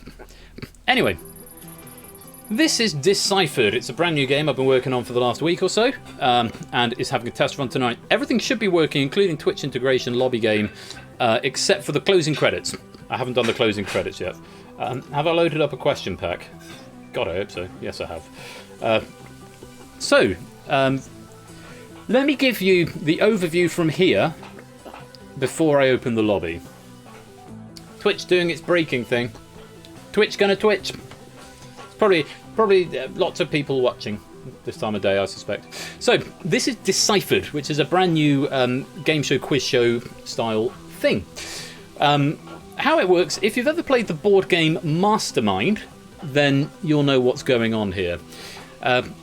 You will be given a code, and you've got to crack that code within 10 goes. The numbers from 1 to 8 will appear in the code. They may be repeated. The trick with this is, rather than just having 10 goes to do it, you've got to earn your chances to have a go, and you earn your chances by answering questions. There are up to 11 questions actually, because of something that I'll go into detail in a minute. My preference for this is, I think I would like people to come and play in voice. It's one player that plays, but everybody can play the question game in the lobby game. Okay, so as many people as you like can play in the lobby game. There'll be one person in the hot seat. The person in the hot seat is the only one who will do the logic game, but everybody can have a go at the trivia part of it. I've got 3 question packs written for this tonight. We may not play 3, we may play 2, it depends how long it takes. But that's the long and short of it. So, if you would like to have a go, this is Deciphered. Come and join the lobby.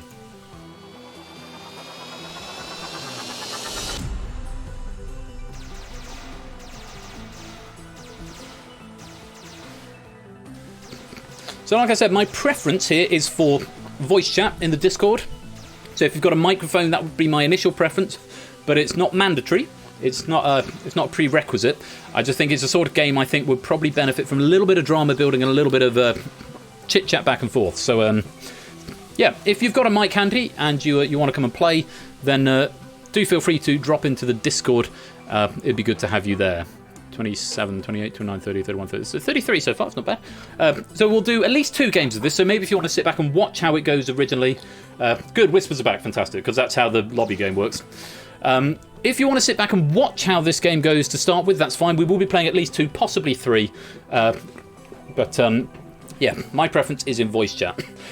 My long-term goal for this, because I think that it's quite a difficult game to win. The question difficulty is sort of middling to hard. There's not much in the way of easy questions here. I love that sound effect, by the way. So I think it's quite a difficult game to win, because it's hard enough to win Mastermind if you've got 10 goes. When you've got to earn those goes, you've got to both be a good quizzer and a good logician. So, if you've got a microphone handy and you want to come and play this in voice chat, that'd be great. Oh, it's all against the clock, by the way, but we'll get to that in a second.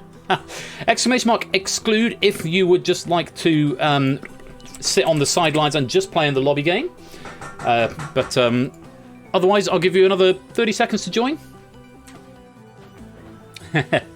Yeah, just a small bit of information. It's quite important like these. So yeah, you will need whispers. Even if you're coming to talk to me in voice, my recommendation is to whisper to the bot. You might have to refresh if you're having drama with whispers. Try giving a bit of a refresh. Okay, we're going to lock it up and we're going to pick our first inaugural Decipherer. This game is Deciphered. Hey, let's stop the berating on Twitch. If it's having a mare, just chill. If it's having a mare, it's having a mare. We can't do anything about it. Twitch gonna Twitch. If it was my internet, I'd probably be tearing my hair out right about now, but just chill. Just chill. Here we go. Let's pick a player. Who is going to be the first player playing Deciphered?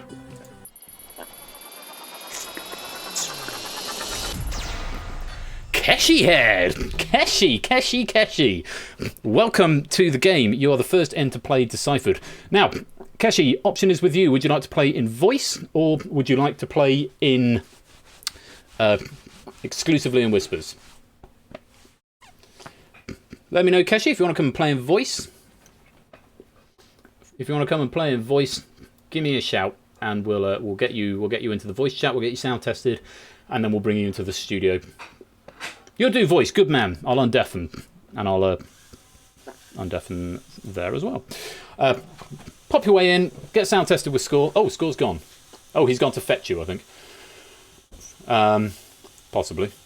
Make your way to the green room, and I can drag you in if we're there. So, for the record, everybody else who is just playing in the lobby game, you just whisper your answers as normal to Persephone's Twitch bar. It's not multiple choice. Apart from when it is, and even when it is, you still have to type a full answer. That will become clear in a minute when I explain everything to Keshi. Oh, are we still having a Twitch breakdown? Goodness me. Whispers are back. Hooray! That's good. First ever Google that. First ever bidding war warrior. Now first ever Deciphered. Absolutely. Oh, the odds are in your favour, clearly. So we're just waiting for Keshi to show up. When he does, I'll talk him and you through the rest of the game. But yeah, as it's basically Mastermind, but you've got to earn your attempt to get across the board. There are 3 helps along the way, which I'll explain to Keshi when he gets here. But it's maximum of 10. The only way to win this game is to crack the code. So you can get all 10 questions right and still lose the game. Of course, for you guys in the lobby, where you're just playing for the trivia, you're just playing for the points, then you just get those points and they just accumulate for you. So, yeah. Keshi, where you gone? Just waiting for you to come down to voice, Keshi. I'll at you. If I... Oh, there we go. Oh, God, my computer's really struggling tonight. Keshi Head, you coming to voice?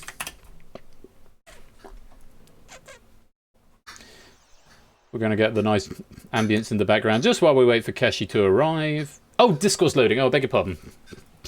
All good, all good. Do. So yeah, there's not really much more rules to explain until I get Keshi here, because then I'll just end up repeating myself. So I'll... Oh, for goodness, do we still going? Discord is breaking. To be fair, I'm just glad it's Discord that's breaking, not me. Not Discord. Twitch that's breaking, not me. Because normally it's me, and that makes me sad. Is it me or is it really hot? Someone's put the heating on. I'm baking. Oh, you have put the heating on, okay. Sorry. That's alright. It's just very warm all of a sudden. Yeah, I noticed it earlier as well, but I've only just said something, but that's fine. So...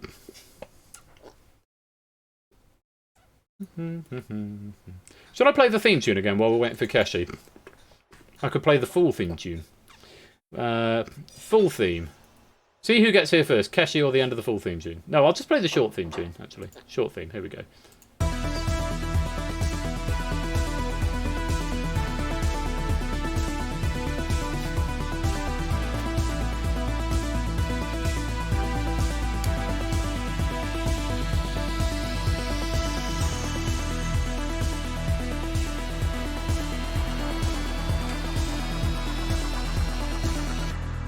Yeah, it's sort of very techno. I was sort of going for a Tron sort of feeling with it a little bit. Come on, Kesh, where are you? Do. I could have played the full theme tune at this rate. Yeah, very synthwave. I toyed with the idea of writing my own for this one, but I thought it's going to be much easier for me to just buy something off Audio Network than... be farting about writing my own stuff. Keshi status update. Yeah, have we got a Keshi status update? He's still not on Discord yet by the looks of it. Come on, Keshi. Where you gone? I mean, we can start it. Oh, here we go. Here's a Keshi Head. He's here. He's here. Just making his way through the green room, and then I'm sure he will be with us. Oh, should I screen share? That's something I could have done while we were waiting. Just share my screen. I'll do go live. Then Keshi can see stuff in real time. That's when he gets here. Just getting sound tested from the score count. And then he will be with us. There's a deafen. Oh, and there's an undeafen. He might have to change his sound settings. There might be something afoot. Oh, no. Keshi Head, are you with us? Yeah, finally. Welcome. Welcome to the game. Lovely to have you here. And congratulations on being the first decipherer into the hot seat. Yes, good. Yeah, no problem. So, have you played Mastermind before, the board game? Vaguely. Vaguely, okay. Maybe way back when, not in recent years, but I'm aware how it goes. Yeah. Okay, so it's a game of logic, and you will need to be giving me 4 numbers as part of a combination. There can be repeats, and the numbers go up to 8. For every a digit of the combination in the right place, you'll get a red indicator peg. For everyone that's in the code but in the wrong place, you'll get a white one. And if it's not there at all, then it will be left blank. So just a refresher of the rules. I'm happy to talk you through them as we go if you need a bit of a nudge. But in order to get access to the game board, you've got to answer some trivia questions first. So let's go to this trivia board, Keshi, and we'll have a look and see what you're facing. So, there's your code at the bottom, Keshi. It's being selected. And it's now being hidden. And it is now hidden from view. So you will not be able to see that. So you have got 5 minutes for each portion of the game. Now, my recommendation for you is to whisper your answer to Persephone's Twitch bot. You can whisper them to me if you'd like, but there is a little bit of latency and my computer goes slow when I'm streaming. I can submit the answers for you, but if you whisper them to Persephone's Twitch bot, that is probably best. But feel free to chat with me along the way. You've got 5 minutes for each part of the game in total, so 5 minutes to answer questions and then 5 minutes to work out the logic along the way. In the question part of the game, you have got 3 helps. You can burn the question. That is the first lifeline or the first help there. And what this does, it will get rid of the question, throw it out, but you won't sacrifice a chance at the board. It basically just picks a fresh question for you. So chuck the question out, get a new one, no sacrifice for your turn. So that's the burn.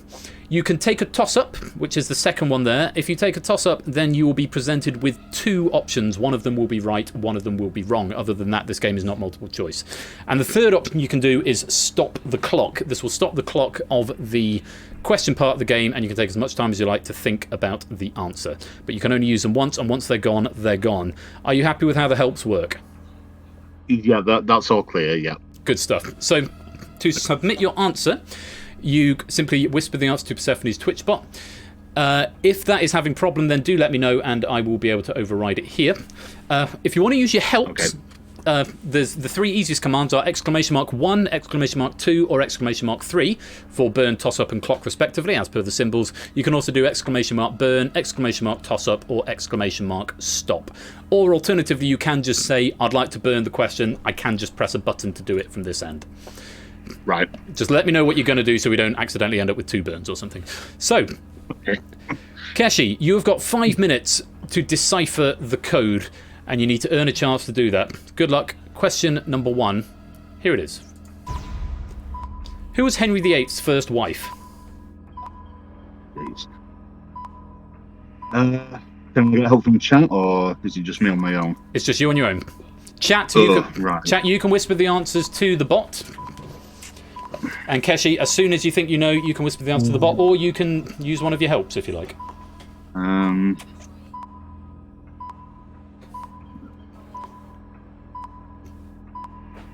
30 seconds gone.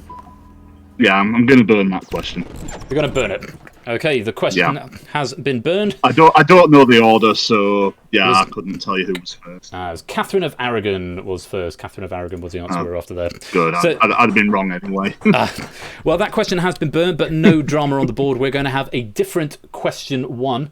Can we not send whispers? Okay, if we can't send whispers, then no drama. Let's just see if anyone did manage to get a whisper in. Toggle lobby and hot seat.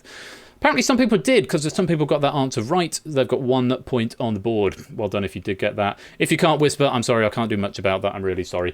Keshi, we're going to have another go at question 1. Let's go back to the board. 4 minutes and 28 seconds left on the clock. If either clock runs out of time, you lose instantly, by the way. Should have probably pointed that out. Well, I think that's a given. That's a given. Right. Have a look at this. Alternative, question number 1. The controversial level No Russian features in which Call of Duty game? I'm aware of it. Just knowing which one it is. I'll have a guess.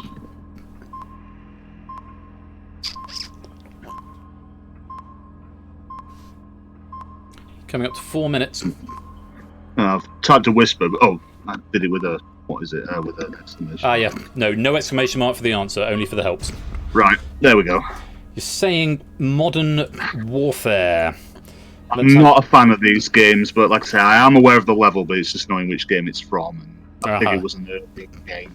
So well, let's have a look. The correct answer is... It's not. It's Modern Warfare 2. Different game. Right series, wrong one. Wrong one. Right series, wrong one. Bad luck. So you don't get an attempt at the board there, but you've got 3 minutes 56 seconds on the clock left and no help. So let's just take a brief look at the lobby. Modern Warfare actually did pass, but I overrode it to say I was wrong. So if you put Modern Warfare in the chat, then you probably got a point for that. But I'm not going to give one to Keshi because I'm mean when you're in the hot seat. No drama though, Keshi. On we go to question number 2. Still got 2 helps. Toss up and stop the clock. And you've got 3 minutes and 56 seconds left to play with. Here's question 2. The 1997 film Titanic was scored by which composer? Oh. You're saying Danny Elfman. Is Danny Elfman the correct answer? You've seen the film, have you? I've seen the film, yeah. It was just the first name that came to mind. Let's have a look. Is the answer Danny Elfman? It's not. It's James Horner. James Horner, yeah. Danny Elfman. Not going well. Not a great start, but don't worry. You've only seen 2 questions. You've still got 8 potential opportunities to try and crack the code. You've got 3 minutes 44 seconds left on the clock, so you're ahead on average. No, you're not. You're behind on average because you've only had 2 questions, and it's average of 30 seconds for a total of 10 questions. Never mind, on we go. Let's have a look at question number 3, see if you have more luck with this. Remember, you can stop the clock and you can take a toss-up if you need to have a think about a question. Here is question number 3. In Harry Potter, what animal is Buckbeak? Sorry, there's no question mark on the end of that. Well, I spelled it wrong. It should be double P, but that might. I'm thinking double P. You think Hippogriff. You read them? Yeah, and watched the films. Let's have a look. Is Hippogriff the right answer? Yes, it is. Hippogriff. Absolutely the right answer. Very, very well done. You have earned an attempt at the board. So let me explain how this works first. This one I would super recommend doing the code to the bot. You need to type 4 numbers from 1 to 8. No spaces, no commas, no full stops or anything like that. So a good strategy at this point is probably just to go 1, 2, 3, 4 because you've got nothing else to go on. But it's entirely up to you. Do anyway. That's what you were going to do. So have 1, 2, 3, 4 ready. Let's go and have a look at the game board. 5 minutes on the clock for this portion of the game as well, Keshi. Twitch audience, obviously, there's no stuff for you to do at this point. But Keshi, 1, 2, 3 or 4, 5, 6, 7 or 8. There can be repeats in your code. 5 minutes. Your time starts now. You have indeed gone for 1, 2, 3, 4. Let's find out how that features in your code.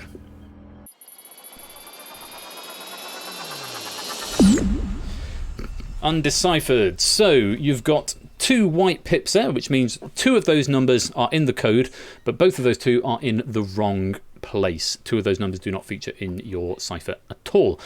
So it's a start, it's a go on the board. We go back to the question board for another opportunity to try and decipher. Question number 4, you've got a toss up, you've got to stop the clock left, and 3:35 left on the clock. Good luck. Here's question 4. Who captained England at the 1966 World Cup final, that should say? Or possibly 1966 World Cup. Saying Jeff Hurst. You a big football fan? Came to mind. I knew he was on the squad. I do know a few of the names that are on the squad, but Jeff Hurst was the first one that came to mind for the captain role. Well, let's have a look. Did Jeff Hurst captain England at the 1966 World Cup? No, it was Bobby Moore. Bobby Moore was the answer that we needed there. Bad luck. Another missed opportunity to get to the board.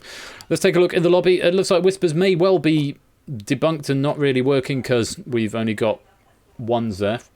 But bad luck if you got that wrong in the lobby. Tricky questions here, but don't worry. We are going back to the board, Keshi, for another attempt. Question number 5. You've got 3 minutes 25 left on the clock. You have still got those helps. You can take a toss-up. You can stop the clock. The questions sort of get more difficult as they go on, but not necessarily. There's a bit of a mixed bag. So it might be that everyone just doesn't know the answer, Clive. That is entirely possible as well. It could be a combination of... I'm assuming I'm going to blame Twitch for this. On we go. Question number 5, Keshi. Have a look at this. Which US state has the capital Harrisburg?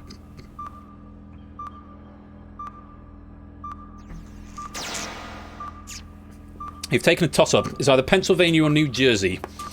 You must submit a full answer still. It's one of those. And you've gone for New Jersey. You've used your toss-up there. Any ideas? Any hunches? I think the capital of Pennsylvania was Pittsburgh, possibly, but so I just went with New Jersey. Let's have a look. Is New Jersey the right answer? It's not. It is Pennsylvania. Oh. Yes, Pittsburgh is not the capital. I'm just going to fact check that. I think it might be one of the largest cities, but I don't believe it's the capital. There's a city in the state of Pennsylvania and the county seat of Allegheny Court. Whereas if we look for Harrisburg, I mean, this has been used as my test question all week. So if it was, Harrisburg is the capital city of the Commonwealth of Pennsylvania. So, unfortunately, we've burned that lifeline. We've used the toss-up. You have still got to stop the clock there, though, if you need a question to have a think about. But we've only had one attempt at the board so far, and we're halfway through our potential questions. Not to worry, still 5 more attempts, and it can be cracked in that time. Let's go on to question 6. So, fingers on buzzers, everyone. We can just take a little peep into the lobby while we're here as well. Again, everyone seems to just be stuck on one. I don't know if it's Whispers not working or what, but either way. Keshi, question number 6. Have a look at this. What was the highest grossing film worldwide in the decade ending December 31st, 2019? Down to 3 minutes.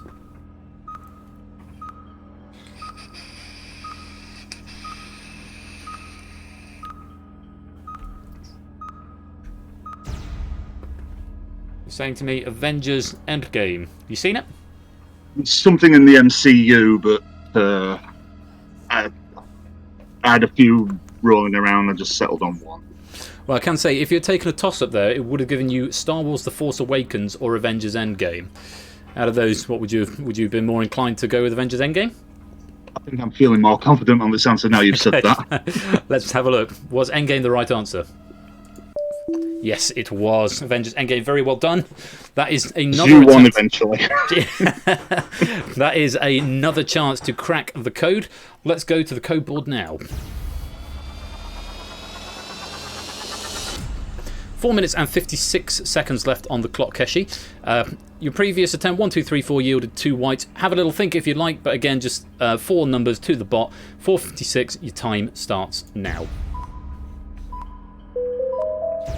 5, 6, 7, 8. Going for the other 4. Well, this will hopefully tell you whether or not there's a repeat.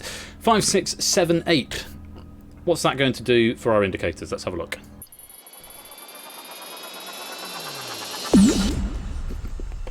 One's right. One in the right place from that attempt. 5, 6, 7, 8 in the right place. 2 out of 1, 2, 3, 4 were there, but in the wrong place, which means at this point we have to assume there is probably a repeat in there based on those combinations. Not necessarily, but I can't quite remember the combinatorics. I'd have to ask David Bodicum about that. But that is how you stand at the moment. You've got potentially 4 more attempts to crack that code. Lots of time still to do it. Let's go to your next question. 2:46 left on the clock. Question 7, 8, 9 and 10 still to come. You can stop the clock if you want to have a think about a question a little bit longer. Remember, it's exclamation mark stop if you want to do that, or just shout, or exclamation mark 3 will also work. Yes to the repeat, David J. Bodicum is saying. Lovely stuff. Right, good luck, Keshi. Question number 7. Here it is. Who appointed Kenneth Clarke to the position of Chancellor of the Exchequer? May have been Home Secretary. I put this in as a test question and then didn't check it. It was one of the great officers of state. You're stopping the clock. Just give me a bit of extra time. Give you a bit of headroom here. Yeah, what I'm going to do is actually just fact check my own question here. He was Chancellor of the Exchequer. It wasn't Chancellor of the Exchequer. So it wasn't the other one that I said. He was Home Secretary. Home Secretary. It wasn't Home Secretary. I get them mixed up. The question is factually accurate. Which Prime Minister was it? So talk to me, if you like. Clock's off. All the pressure's gone. What are you thinking? Okay. I'm thinking it's someone from Thatcher backwards. Just trying to figure out which one. Prugs is thinking he saw this question recently. You definitely did. It's Sotley. Yes, Sotley was on The Chase this week, and it came up on there, and I thought, I'm having that. So did you see Sotley on The Chase, is the question. No, I didn't, sadly. Yeah. I'm going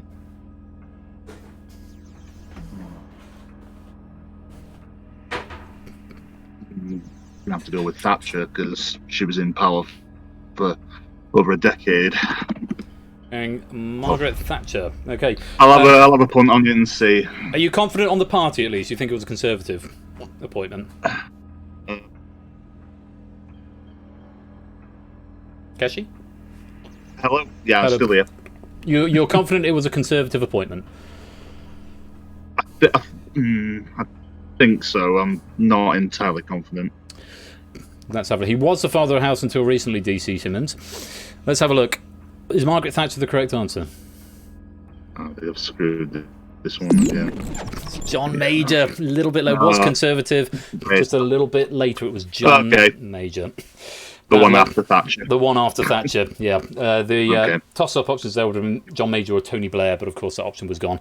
But stopping the clock there, it does mean your helps are now expired. We've got potentially three more attempts to get across the board and to decipher the code. 2 minutes 33 left on your question clock. Let's go to question number 8. Before we do, let's just take a peep in the lobby, see if whispers have recovered. Oh, Keshi, you've got 2. So Keshi's certainly working. Don't know if everyone else's are. Don't know if everyone's just getting them wrong. Incidentally, it freezes you out if you don't answer before the hot seat player. So you've got to get your answer in before the hot seat player does, otherwise it doesn't count for it. This is Deciphered How to 2. And we'll play another game of it in a bit. So, 2:33 left on the clock, just coming up to the halfway point. You've got 3 questions left. So lots of time to think. Let's have a look at question number 8. The Roman numeral MMDCCCXLVII translates into which number? It's would have been nice to have stopped the clock for, wouldn't it? Yeah, I think I've got this. Think you're there? Yep. Saying 2,847. Let's have a look, see if you're right. Yes, you are. Very well played. 2M's 2000, the DCCC is the 800, the XL is the 40, and the VII is the 7. Very well played. 2,847, you get to have another go at the board. 4:53 left on the clock. Loads of time to play with here, but you know there's a repeat at this point. So, depends what you want to do with the information that's there. 4 minutes 53 seconds, Keshi. Your time starts now.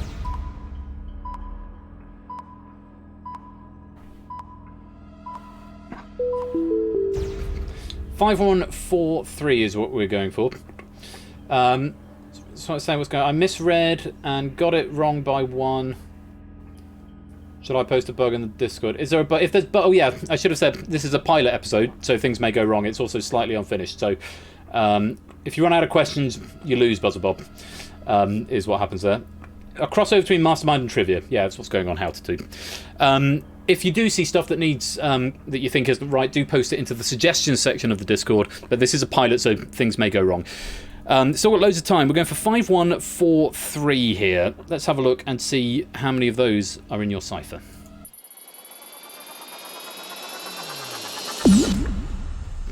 Remaining undeciphered. Just one of them appears and in the wrong place.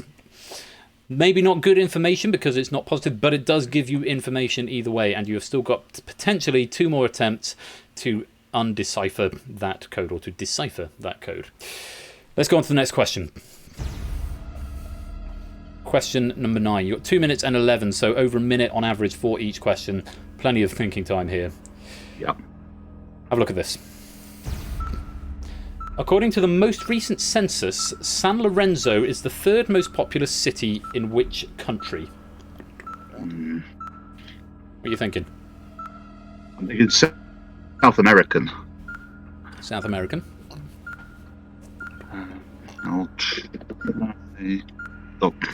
Spelled wrong again. I will condone that. Not Brazil. I'll condone that as Brazil. So if the answer is Brazil and it flags it as wrong, I will tick the box. Saying Brazil. Is Brazil the right answer? It's not. It's Paraguay. Paraguay. Yes. Right continent, wrong place. Right continent, wrong place. So, bad luck. Another missed opportunity there. We've got one more question. If you get this one wrong, it's game over. If you get it right, you've got one attempt to crack the cipher. Let's have a look at it. Well, I don't think it's supposed to be happening, but stranger things have happened. Stranger things have indeed happened. I tested this game with Liquid Courage a couple of days ago, and he got it in 3. But that was partially sort of, a solid start, and then lucky guesswork. So there's a little bit of luck here, but also good logicianing ship, and obviously getting the opportunity to do it. So 1 minute 50 to think about this, Keshi. Question 10 of 10. Have a look at this.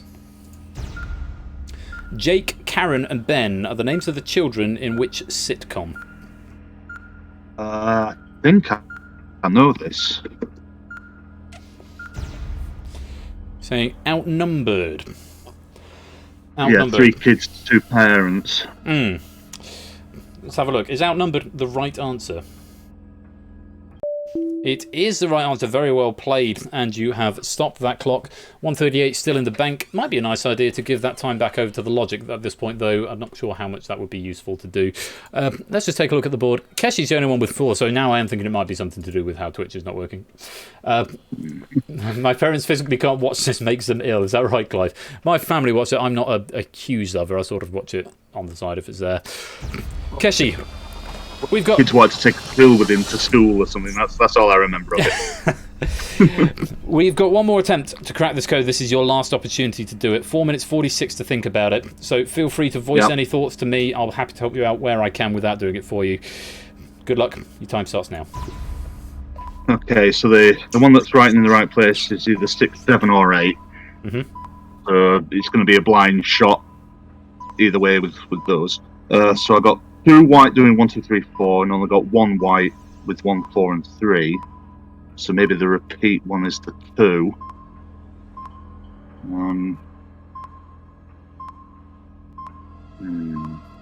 That would make sense. So yeah, the first number will either be the 3 or the 4. Right. Well, I've got nowhere else to go on, so we'll try that. 4622, the last attempt to decipher the code. Let's have a look. 4622. Have you deciphered it?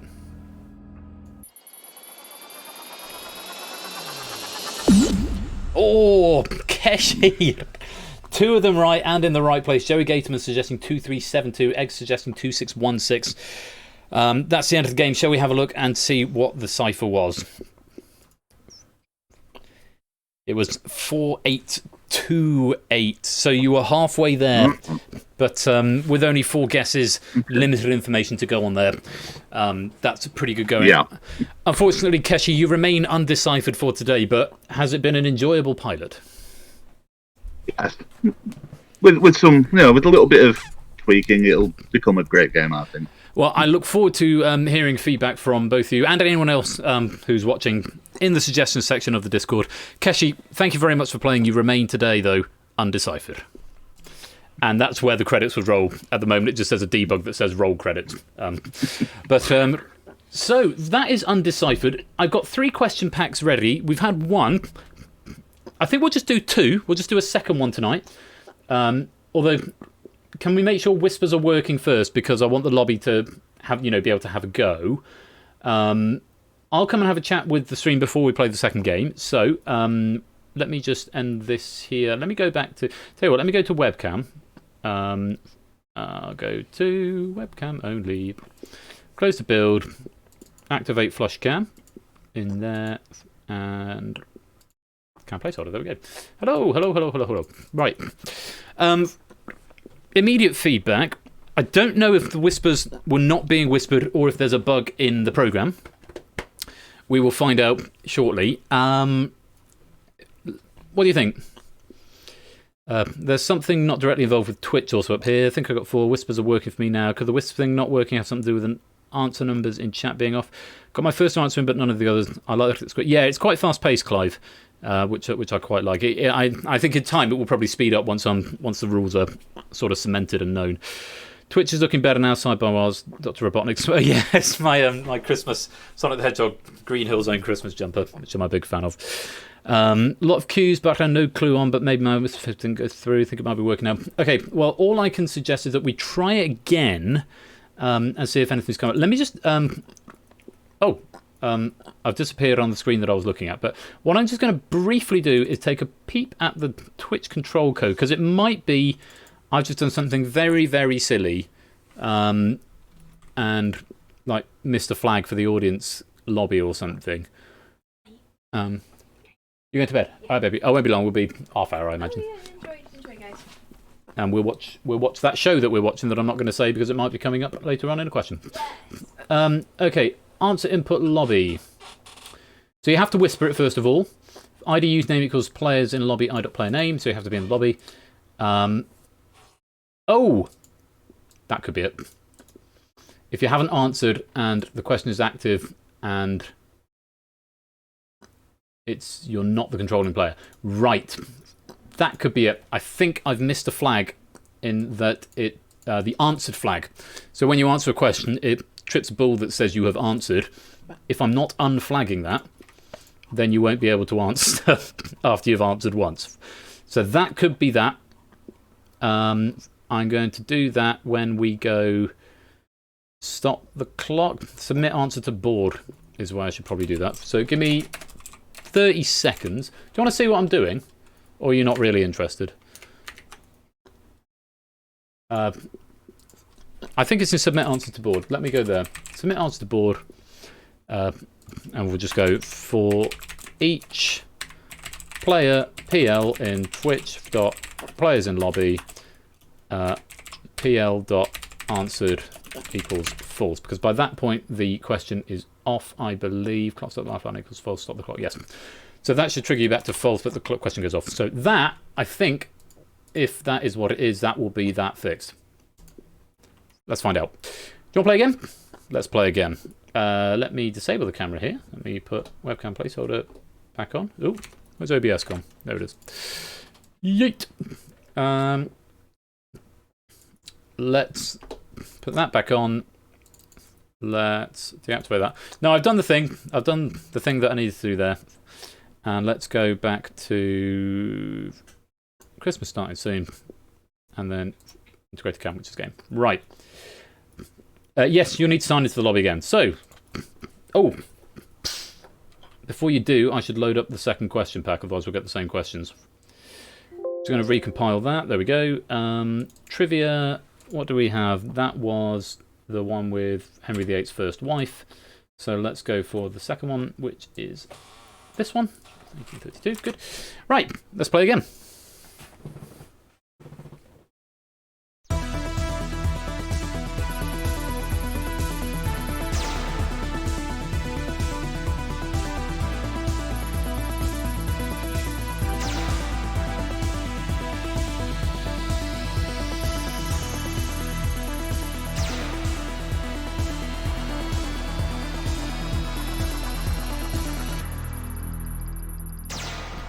That's so out of sync, it's not even funny. Right, if you would like to come and play the second game of Deciphered tonight, you're going to need to join the lobby. Hopefully you've seen how it goes. Voice chat is not mandatory. You can do it entirely in whispers, and I will fill in the time. Exclamation mark exclude if you want to put yourself on the exclusion list if you just want to play in the lobby, which will hopefully work now. Yeah, it was as simple as just missing a ball. So, voice chat, by no means mandatory. And considering you'll have to be typing to Twitch chat anyway, you might want to try it without voice chat. I'll be quite curious to see what it's like without voice chat. Hey, Quizzy Dan here with the raid. Welcome, Quizzy Dan Raiders. Welcome all of you. We're just about to start the final game of the night, so if you want to come and join in, you're very welcome. Yes, hello LK, welcome to the stream, mate. And yes, we're running it. I got it sort of working. A couple of little bugs. Welcome, Quizzy Dan Raiders. Welcome to all of you. Lovely to have you here. Anybody want to come and join the lobby? Microphone is not mandatory. Oh, Quizzy Dan. Oh, it's Dan's quiz. All the Dan-based confusion. It took me weeks to figure out the difference between Puzzle Dan and Quizzy Dan, and now I've got to figure out the difference between Quizzy Dan and Dan's quiz. Sorry, but welcome to Dan's Quiz Raiders. Lovely to have you here. Thank you for making the trip over. Yes, our score count says quick explanation, mastermind, but you need to answer questions in order to have a go, is the long and short of it. And it's against the clock. Code is going through now, whispers, so lightning is somewhere within the code for this. Yes, it was egg, and I've just fixed it. as we... Oh, it's not your fault, Dan. Sorry, it's my fault for getting you wrong. So that should be fixed now, that issue. Right, so voice chat is not mandatory, but if you want to... Oh, thank you for some bits. There are some bits there from Innisea. Kimaru. Kimaru, I thought it said Innisea. Oh, because Innisea was underneath. Kimaru, cheering 100 bits. Thank you very much, Kimaru, for that donation. That's very kind of you, indeed. Right. Shall we play? Self-exclude if you'd like to do that. What are we? 9, 8, 27, 30 people. Voice chat, not mandatory, but if you would like to, then do come and join the Discord. Good luck. Let's pick a player.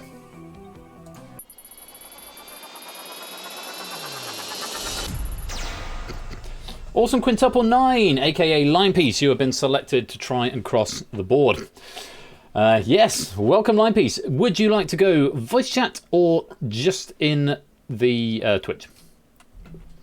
Entirely up to you which you'd like to do.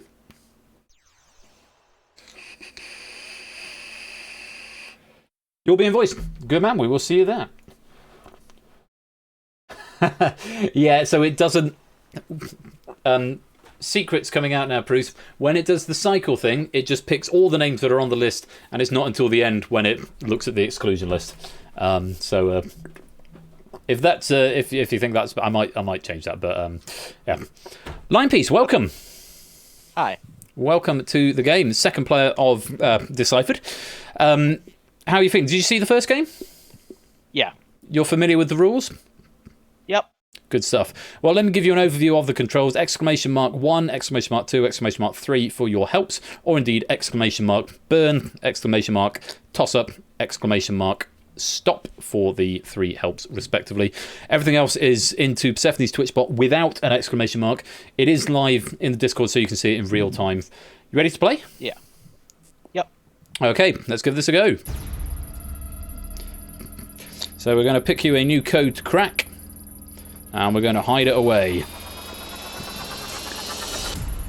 So, another 10 questions of trivia to get through your earn your attempts at the Mastermind board. Feel free to talk things through with me. Obviously, I can't tell you the answer, but I might be able to be a bit of a sounding board for you.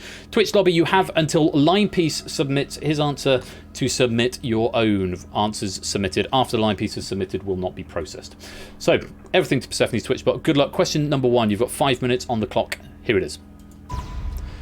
A stew consisting of lamb, onion and sliced potatoes is named after which English county? English counties. Well, that's the last thing I'm familiar with. Well, you can take a punt, or you can burn, you can take a toss-up, you can stop the clock. English counties.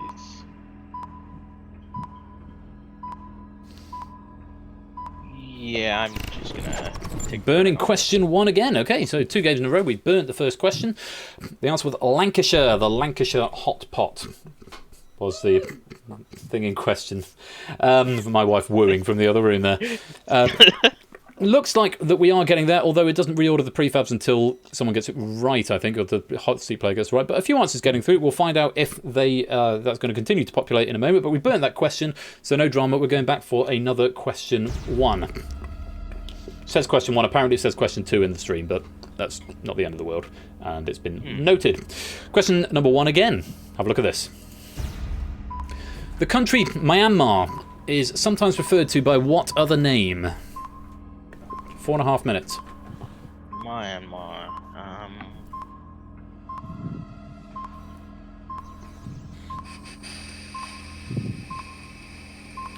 Yes, Kimaru, you still get points. Yeah, I'm just gonna have to pass this. I can't think of anything. Not sure, going for a pass there. Yes, you still get points if the question is burned. So no ideas at all on this?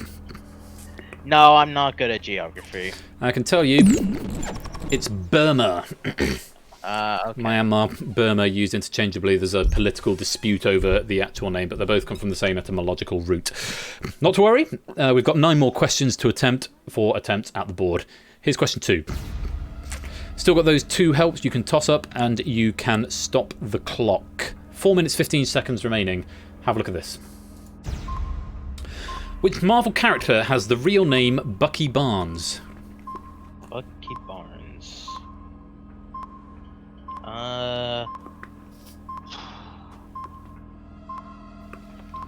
Down to 4 minutes. I'm just trying to think of Marvel characters in my head because I don't know. I'm just gonna think of one and then take a punt.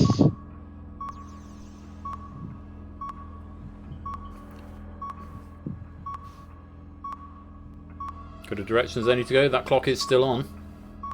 Yeah. Who's Down that to 3.5 guy? minutes now.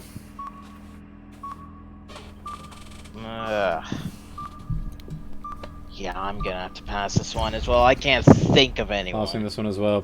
Yep. I'm sure as soon as it comes up, it's gonna come to me. Well, tips are saying the toss-up is there if you need it, as is the stop the clock. As soon as that clock hits 0, remember, you are out of the game. The toss-up options, incidentally, would have been Winter Soldier or Quicksilver. What would you have said out of those?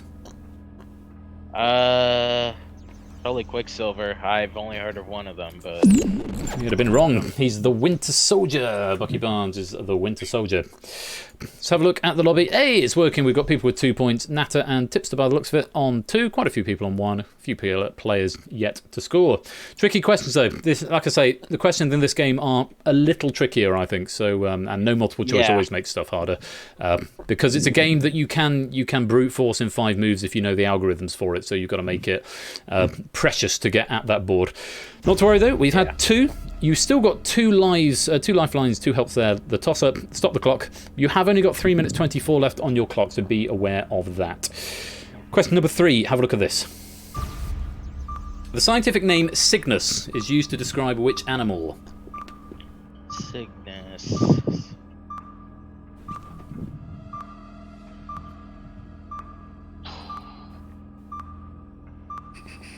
I'm just punting at a random animal here. Going snail. I'm pretty sure it's wrong, but I'm just punting. I gotta go something. Just to address the chat who said the Winter Soldier, that should have been an alternative answer.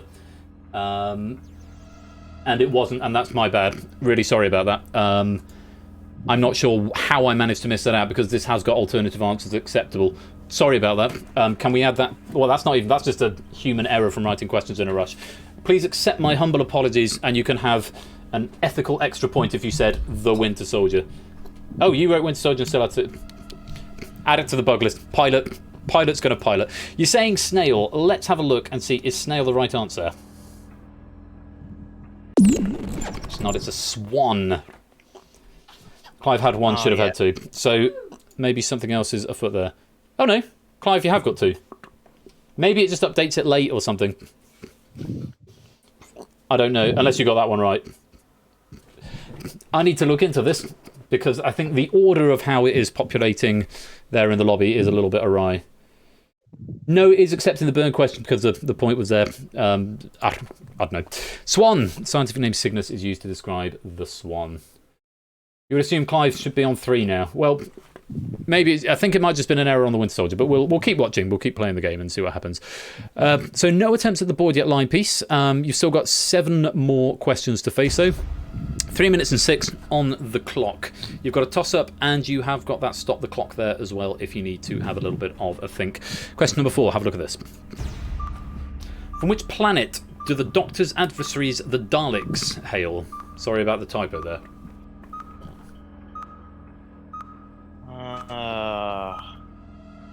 Well, I know a planet, and I don't think it's the right answer, but I gotta go for it. Saying Gallifrey. Kesh is saying we're much better with this. Yeah, it's one of the things about this game, I guess. It's easy if you know the answer. I can say the options, if you had gone for a toss-up, would have been Gallifrey or Skaro. Don't know if that... It's probably Skaro, then. Let's have a look. Yes, it's Skaro, I'm afraid. The Doctor comes from Gallifrey. The Daleks come from Skaro. Let's have a look at the board. A couple of 4s in there. Egg fried cheese is on 3. So it does look like it is processing it. For people, because scores are increasing, but maybe something a bit weird is happening. Or it might just have been that Winter Soldier question. Unfortunately, still no attempts at the board. We're down to 6 at this point, line piece. So you're going to need some strong logic or some good luck when we get to the board. And we've got to get there first. So on to question number 5. 2 minutes 49 left on the clock. Don't forget those helps. You can toss up, you can stop the clock. You can use both if you would like on the same question. Have a look at this. Question number 5. In chess, which piece is typically involved in an en passant strategy? En passant. Oh. Saying pawn. Do you play? I don't play often, but I know en passant means in passing, and it's basically when you move a pawn diagonally, like not in the same space as a pawn, but like adjacent to it in order to capture it. Yeah, you capture it by something to do with moving 2 when you didn't have to move 2, and yeah. One of the more complicated of the simple gambits in chess. Let's have a look. Is it pawn? Yes, it is. You got your first attempt at the grid. 2 minutes 37 left on your question clock, and we will come back to that in a minute. So halfway through your questions, just shy of halfway through your time. So you're actually okay. You've made some time back here. Got a bit of time to play with. But we go to the grid now, where you have got 5 minutes. Let's go there now. So, you know your strategies, you know you've got to type it as a single string of 4 digits. Up to you in which order you attempt them. You've got 5 minutes to do this game, and your time starts now. Okay. Go for the standard 1, 2, 3, 4 at the beginning. Let's see, how does 1, 2, 3, 4 factor into your code?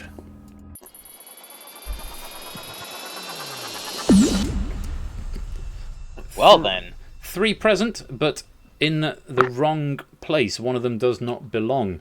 That is a solid start, I would say. Some really good information to get off, to get from the get-go, so to speak. Remember, there can be repeats in your code, and you've got potentially 5 more visits to the board, depending how many more questions you can answer. Let's just take a peep at the lobby. Natter and Tipster still in the lead with 5. Egg and Lupine, We Like Shapes on 4. Dogfish, It's Otley, Jimmy and Keshi and Cola and Lingo and Prugs all on 3. I'll stop there because otherwise I'll start forgetting names. You're undeciphered for now, but we're going to go and have a look at question number 6. 2 minutes 37 left on your question clock. You remember you can still take a toss-up, which will give you 2 options, one of which will be right, one of which will be wrong, and you can stop the clock if you want some thinking time. Have a look at this. It's question 6. The long-running meme, Press X to Jason, made its first appearance in which video game? Press X to Jason?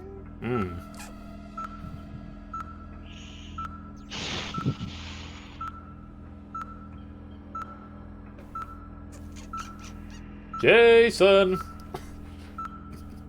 I have no idea. No, wait, that doesn't make sense. Jason Derulo Sean! I'm doing a toss-up on this. Going to take a toss-up. So your options are Fahrenheit or Heavy Rain. You still need to type the full answer. It's one of those. That is not helpful. That's not helpful. Well, you've got a 50-50 chance. You're under 2 minutes, though, now on your question clock. Yeah, You're going I'll take a crack at that. 50-50 punt. That's what the toss-up is there for. You're saying Heavy Rain. Not played either of them? Nope. Let's have a look. Is it Heavy Rain? Yes, it is. Heavy Rain. Good guess. Good punting there. Yes, I've played. But they're good games, actually. They're sort of interactive stories, interactive films, really. Both David Cage games, as Tipster's saying. Well done. You've got another visit to the board. Let's go there now. So, still plenty of time left on your clock. 4 minutes 54 seconds. Up to you how you want to play this. Your first attempt, 1, 2, 3, 4, yielded 3, but all in the wrong place. 4 minutes 54 left. Time starts now. Well, let's see if there's anything in the other ones first. Using up the turn to check the other half of the potentials. 5, 6, 7, 8. Let's have a look. We know we're not going to solve it here, but can we get some more information? Let's have a look.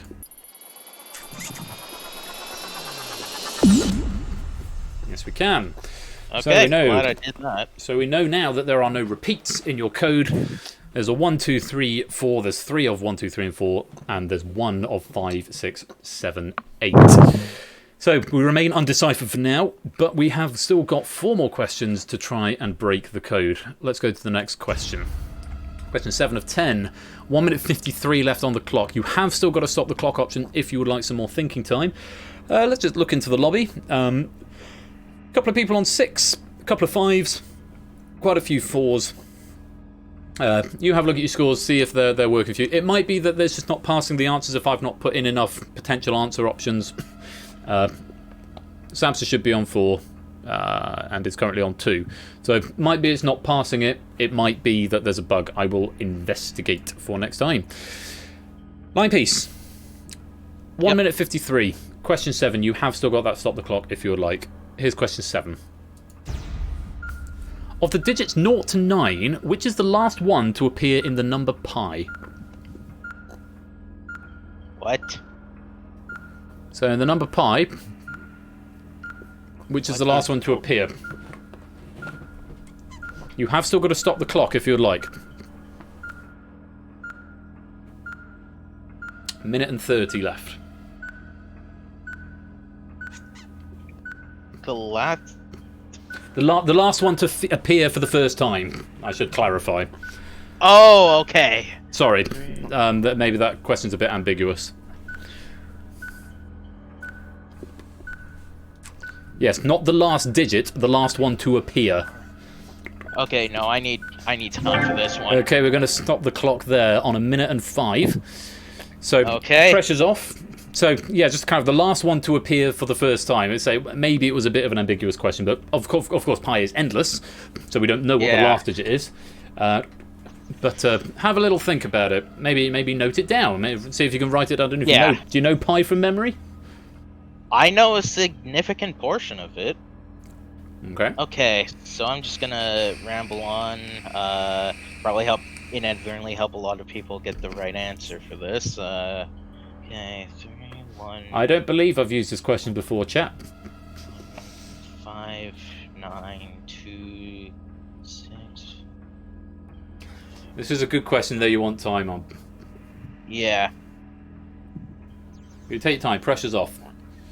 Of the digits 0 to 9, which is the last one to appear in the number pi?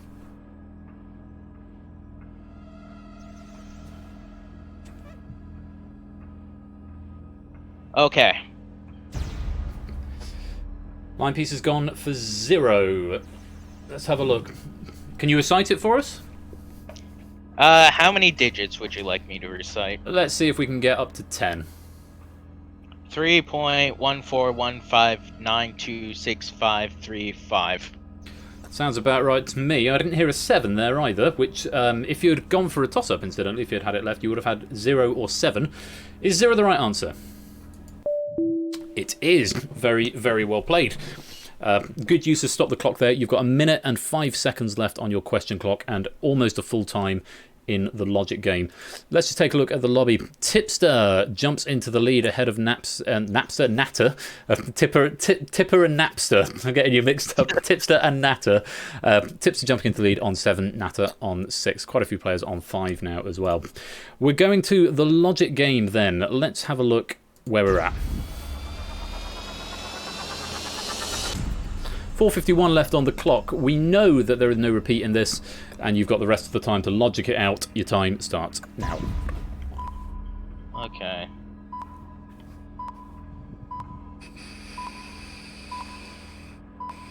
Let's give this to go. Splitting down the middle.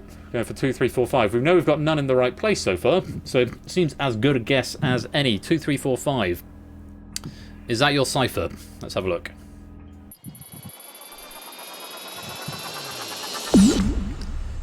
More information, but still not found all 4. One of those is in the right place.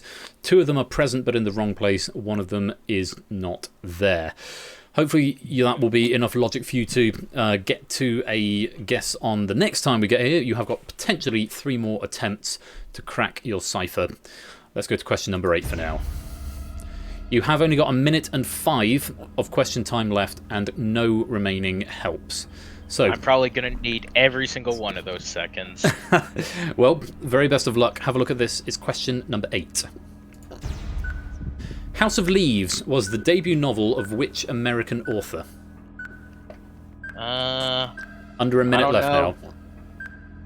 I don't know many American authors, so I'm just going to take a stab at this. James Patterson. Good guess as any. I know he wrote the ones with all the Along Came a Spider and stuff. Was James Patterson, I think. Yeah. Was his debut novel called House of Leaves? Let's have a look. was not. It was Mark Z. Danielewski. I would not get that in any universe. Yeah, slightly more off the beaten track author perhaps here. It's not a made up name, it's a very, very good one. That's not even a name! Yes, it is, Mark Z. Danielewski. No one in the lobby by the looks of getting that, no obvious changes to the scores there. But yes, it is him, Mark Z. Danielewski. Never mind, you've got 52 seconds left and 2 more questions to face. Jimmy T got it. Well played, Jimmy. I didn't notice your score increase. Where are you? Oh, yes, I see you. You've gone up to 6. Your time with Natter. So, yes, clearly somebody did. Let's go back to the question board. 2 more attempts to try and get to the code game. 52 seconds, line piece. Here's question number 9. What is the shortest book of the Old Testament? I'm not a Bible reader, so this is going to be another guess. Saying Genesis. I can say Genesis is quite hefty. Genesis chapter 1 is 1,500 words or so, if not more than that. Let's have a look. It might be. Is Genesis the right answer? No, it's Obadiah. Your options on a toss-up there would have been Obadiah or Habakkuk. Genesis is quite substantial. Not to worry. One final question to try and get back to the board. 38 seconds for this question number 10. Good luck. Have a look at this. What is the longest film to have won the Best Picture Academy Award? So from the shortest to the longest. 30 seconds. The longest film. By running runtime. 20 seconds. I'm just punting at this. Stopping the clock on 13 seconds, and you're saying Titanic. Was a long film, did win the Best Picture Academy Award. Is it the longest?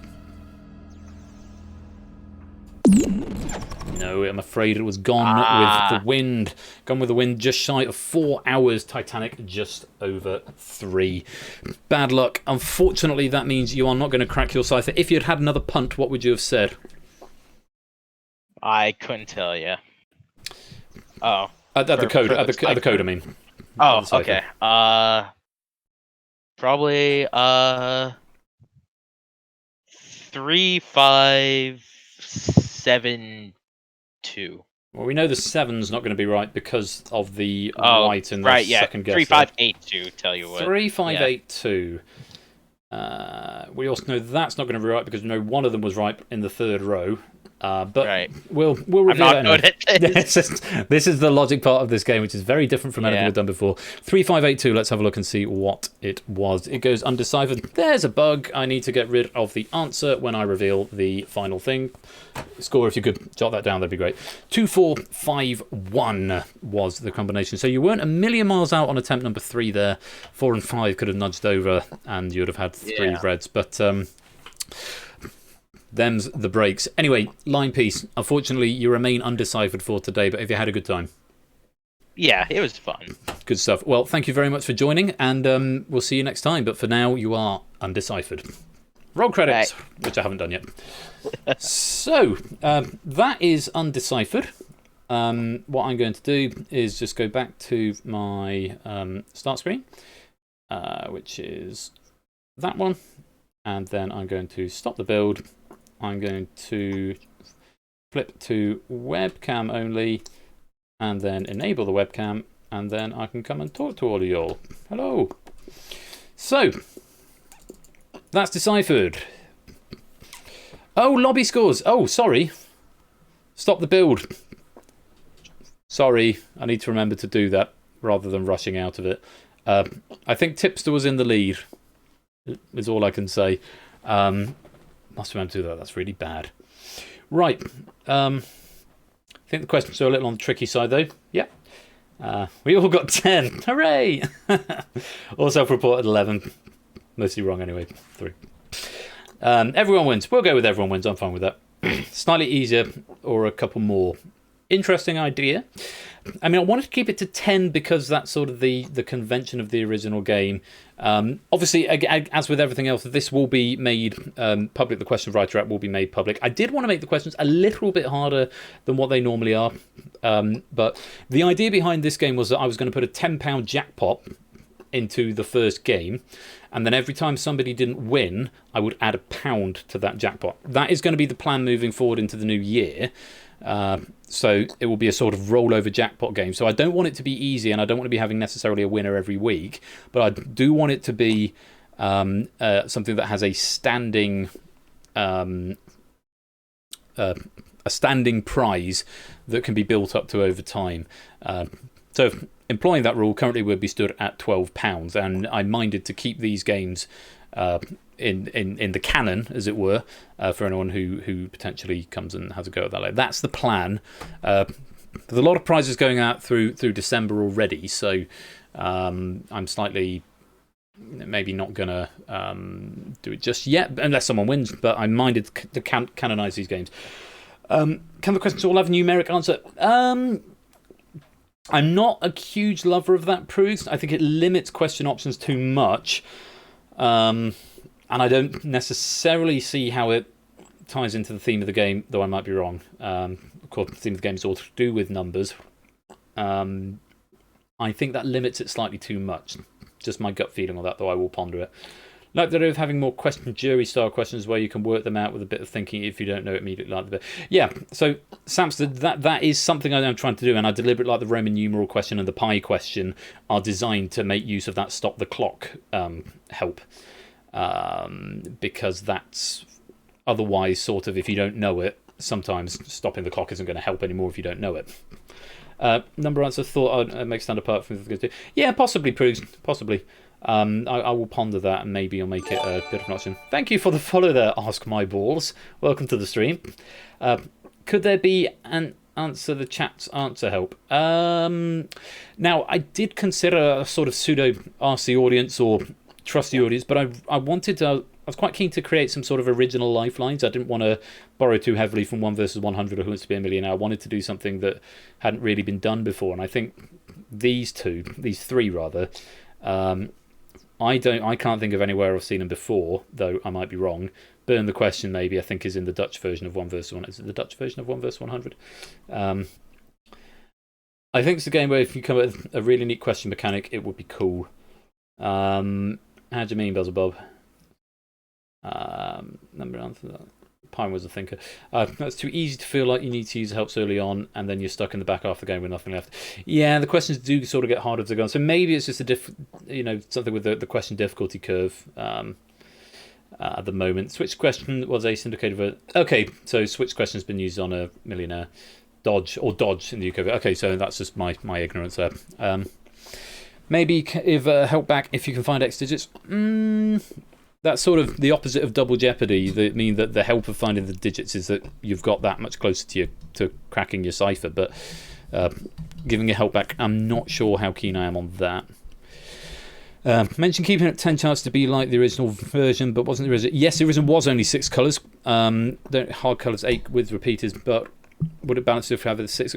See, a put in a way though, I wanted to keep it faithful to the original, and the original did have 6. David Bodycom pointed out to me that algorithmically, if you have 5 and no repeats, so if you have 6 numbers and no repeats, mathematically, if you know how to play the game or you have a solver for it, which of course I can't police, you will always be able to solve it within 5, which maybe that's a good thing.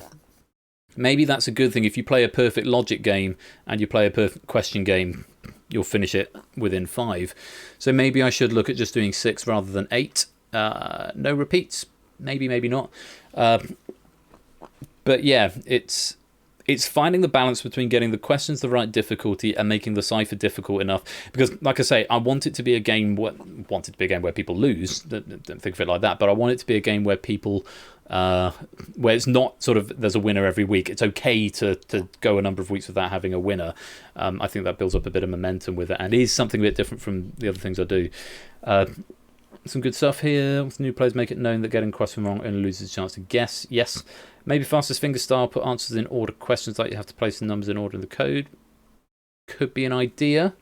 Keeping the question difficult, so I think 6 cards would be enough, so I don't remember the question immediately.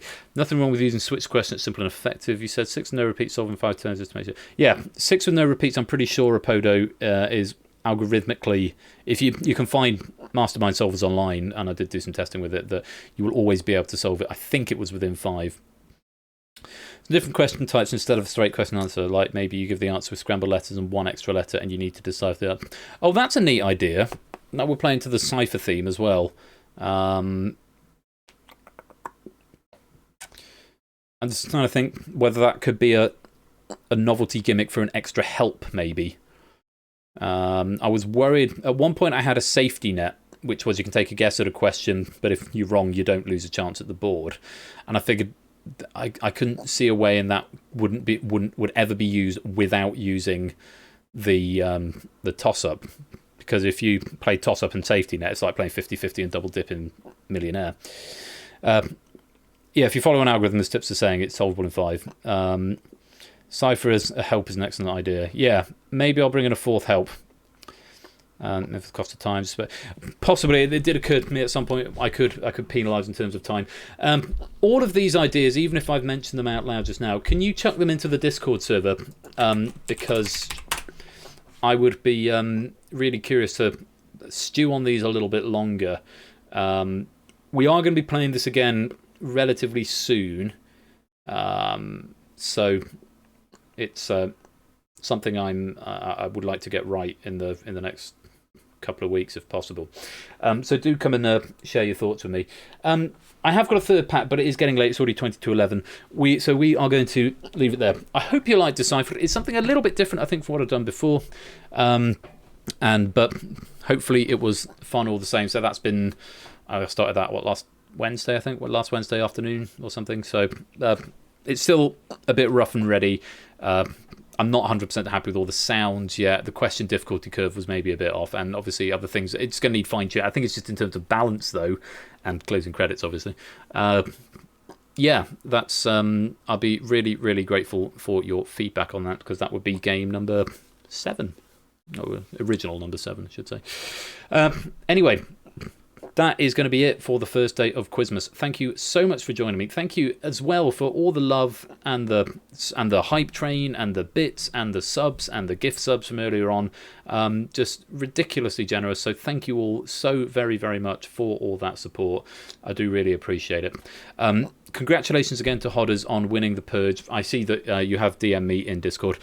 Do not forget that the second day of Quizmas is going to be tomorrow over on Ash's channel, twitch.tv/AT_bash.